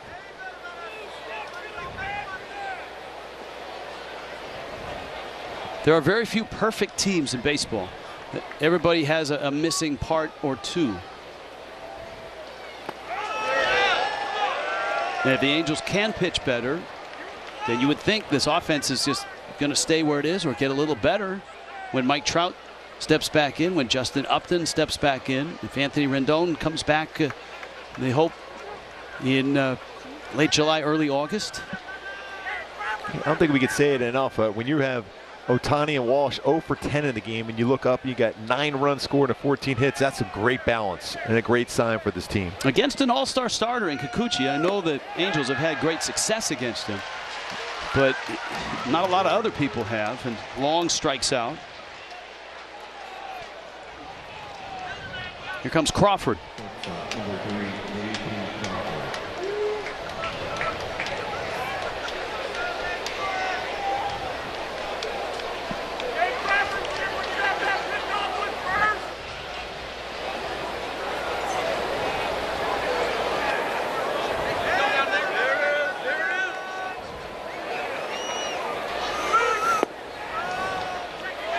Spot on an 86-mile-an-hour fastball from Claudio. Remember, it is Trout Youth Jersey Day tomorrow.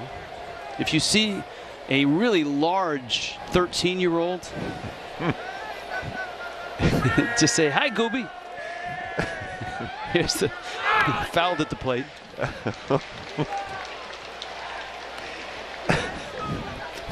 It'll be a solid look again, I'm sure.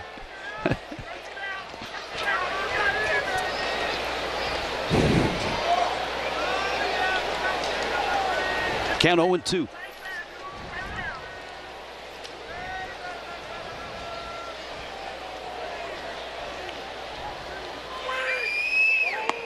We mentioned the importance of beating Seattle, something the Angels haven't done much of. Just 4-7 against the Mariners.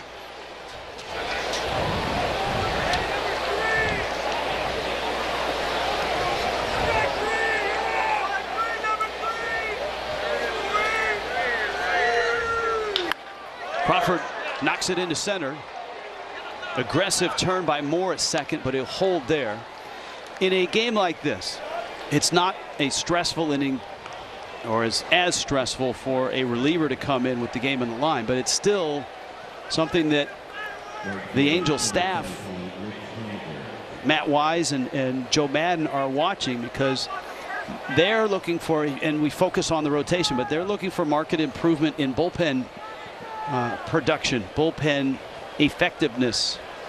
And Steve Cishak was good, Mike Myers, and you want something solid out of Alex Claudio, because you want to keep Raisel Iglesias fresh, because with a game, an opportunity to potentially win a series tomorrow, if they're able to hold this lead, you can get 5-6 outs out of him tomorrow. But if you're forced to bring him in this game today with a day game tomorrow, you might not get as much length out of him as a closer potentially tomorrow. That's why it's a big at bat here for Claudio and the Angels.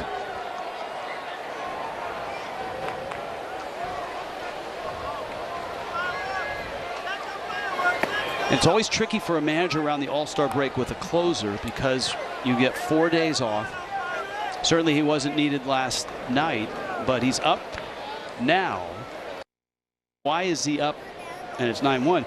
You can't let your closer go for a week without throwing in a ball game. You can throw all you want in the bullpen, but it's not the same.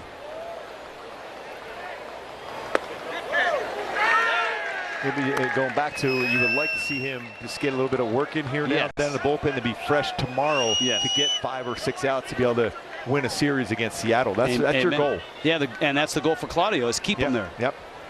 Get 2 more outs before he heats up and has to come in the game. And watching earlier today, Raisel Iglesias was fielding ground balls at shortstop. And why you see some pitchers do that? Because that way you can have that long throw across the diamond. It's almost like getting long tossing in, but a little bit harder throw for you, fielding ground balls at shortstop. You'll see some relievers do that, and on occasion you'll see starting pitchers field ground balls at shortstop to make that long throw, and it's a firm throw across the diamond. Were both Iglesias at shortstop at the same time? No. He was saying, Raisel was saying, hey, Jose, this is how you make plays at shortstop. Do you know that in the history of this game, there have been, what, 23,000 Major League players? Only 2 Iglesiases have made it to the big leagues, and they're both on this team. The reason I know that is doing some research. You pop in the name Iglesias to Baseball Reference, and I was expecting, like, a dozen Iglesiases. 2, and they're here. That's a pretty good job on the research there, Rich. Well, it's every now and then a blind squirrel finds a acorn.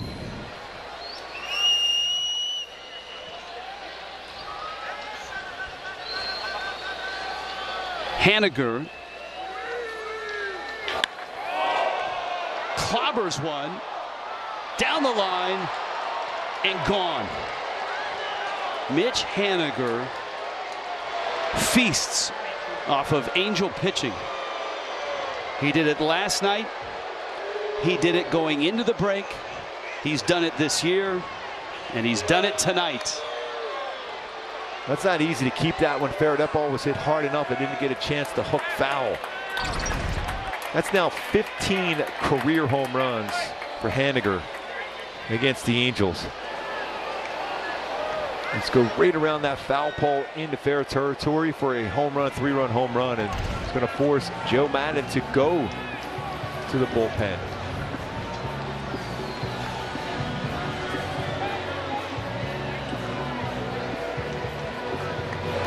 So Claudio's not happy.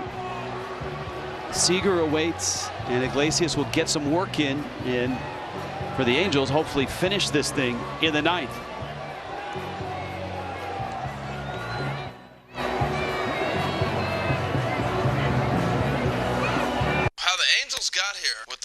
moves they made. They have Meet Justin Upton.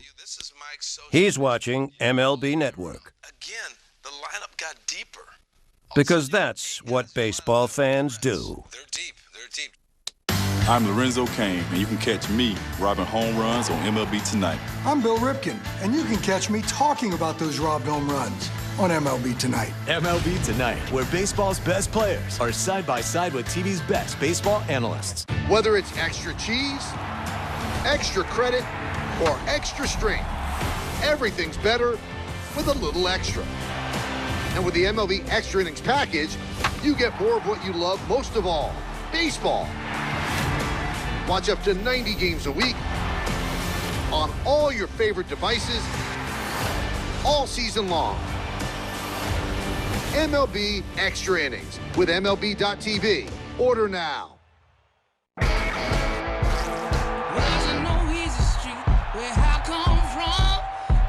Liner, and it falls in. And that's a strikeout. To the warning track, it's out of here. He struck him out swinging, and he lines one.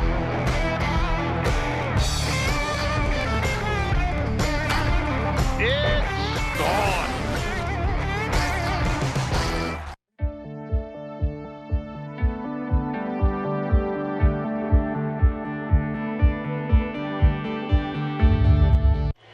Obviously not a save situation, but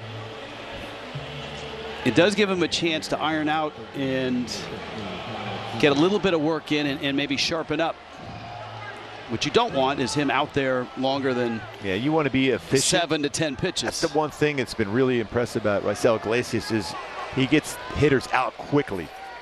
See that whip well under 1 as far as walks and hits per innings pitch for Raisel Iglesias. He's got a fastball that can go anywhere between 94 and 99 with movement, a plus changeup, and a wipeout slider. Seager takes a rip. Iglesias does have 19 saves this year, and he obviously got there before the All-Star break.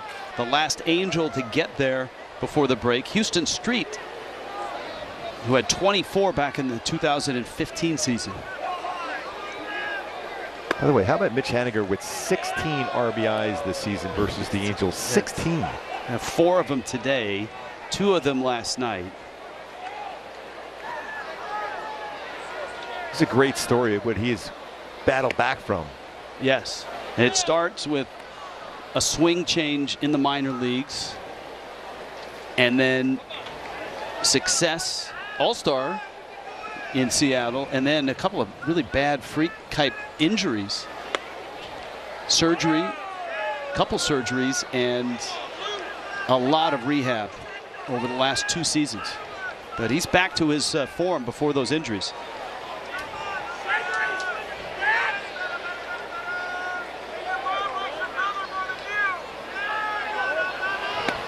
3-1 is out, and Iglesias loses Seager. That's the 4th walk tonight for Kyle Seager. The guy that's usually really, really aggressive, and he was swinging at the first pitch again tonight. With 4 walks in the game.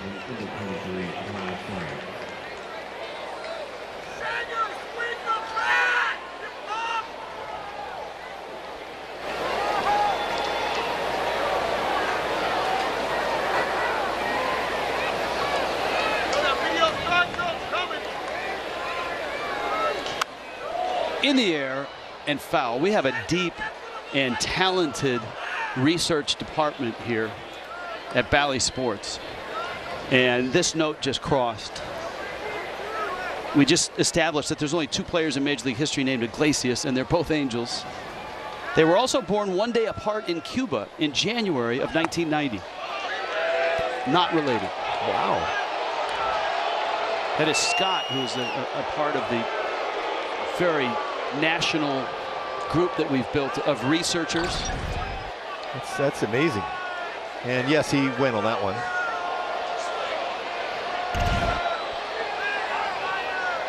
One. Chopper wide of third. It's foul. 9-4. Angels on top. 3 runs here in the 9th on a Mitch Haniger homer, chasing Alex Claudio. Iglesias has come out of the pen.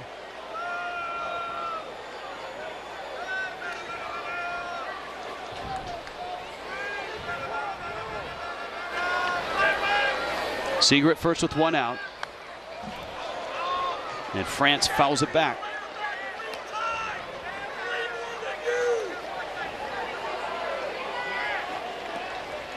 There they are, 1 day apart.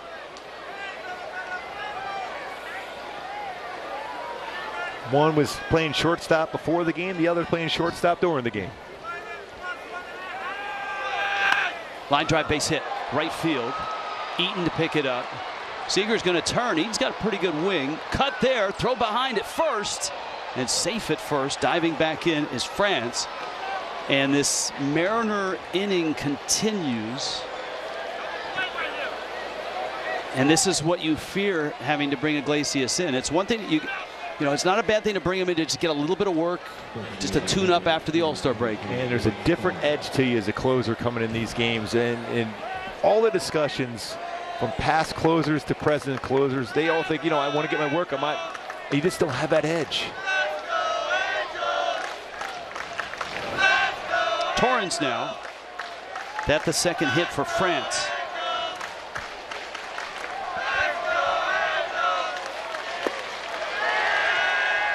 Iglesias gets a strike. Pitch counts 11.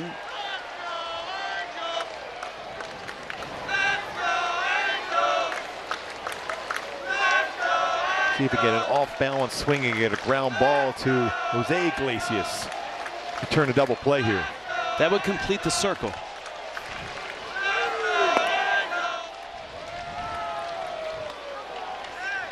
That Oakland series on Monday night is followed by a day game on Tuesday. A couple local kids on the mound for Oakland. Irvin and Caprillion, and both those youngsters from the Orange County area.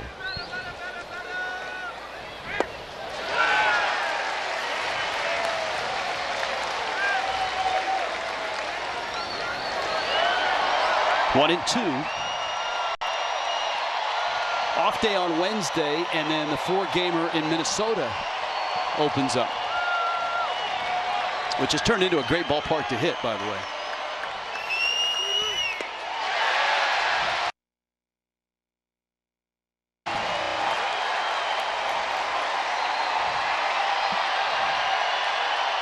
Crowd wants to get this thing done and get the fireworks going.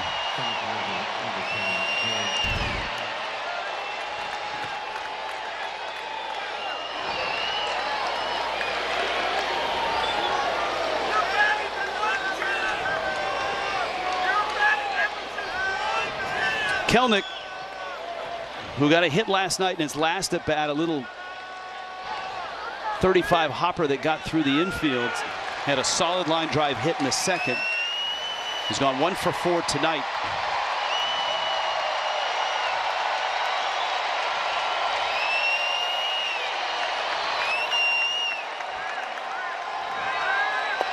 That's a great changeup, arm speed. France takes second on defensive indifference.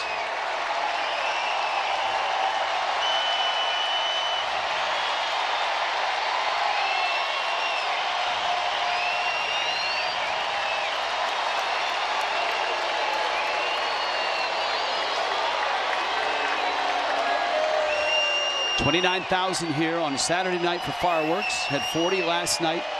We'll see you tomorrow, 1 o'clock start. Tomorrow. Kelnick swings and misses. Fireworks going. Iglesias finishes, and the Angels, a terrific night from the starting pitcher Alex Cobb, and on a night where the big bats were silent. Shohei Ohtani and Jared Walsh were 0 for 10 combined, but man, the rest of the lineup was terrific. David Fletcher, 3 doubles, 5 driven in. Jack Mayfield in the 9 spot, a double and a solo homer. Taylor Ward in right, a triple shy of the cycle, 2 hits from Iglesias, and a 9-4 win for the Angels. I just love it, the entire team effort here tonight, led by Alex Cobb, what he did on the mound, and it's good to see Iglesias get that work in tonight, and then a little bit of stress, went to his changeup, got a couple punch-outs with it to finish off with a scoreless inning there in the ninth. And now an opportunity to win the series tomorrow. And that's all you want, is a chance to win a series against a team above you in the standings, be able to pick up a full game overall if you win the series here starting tomorrow afternoon with Patrick Sandoval on the bump. And Sandoval has pitched well. That's a good guy to have going for a series win on an afternoon. We've got Angels live at 12:30, but we'd love to see you at the ballpark tomorrow as the fireworks crew getting set up in the outfield.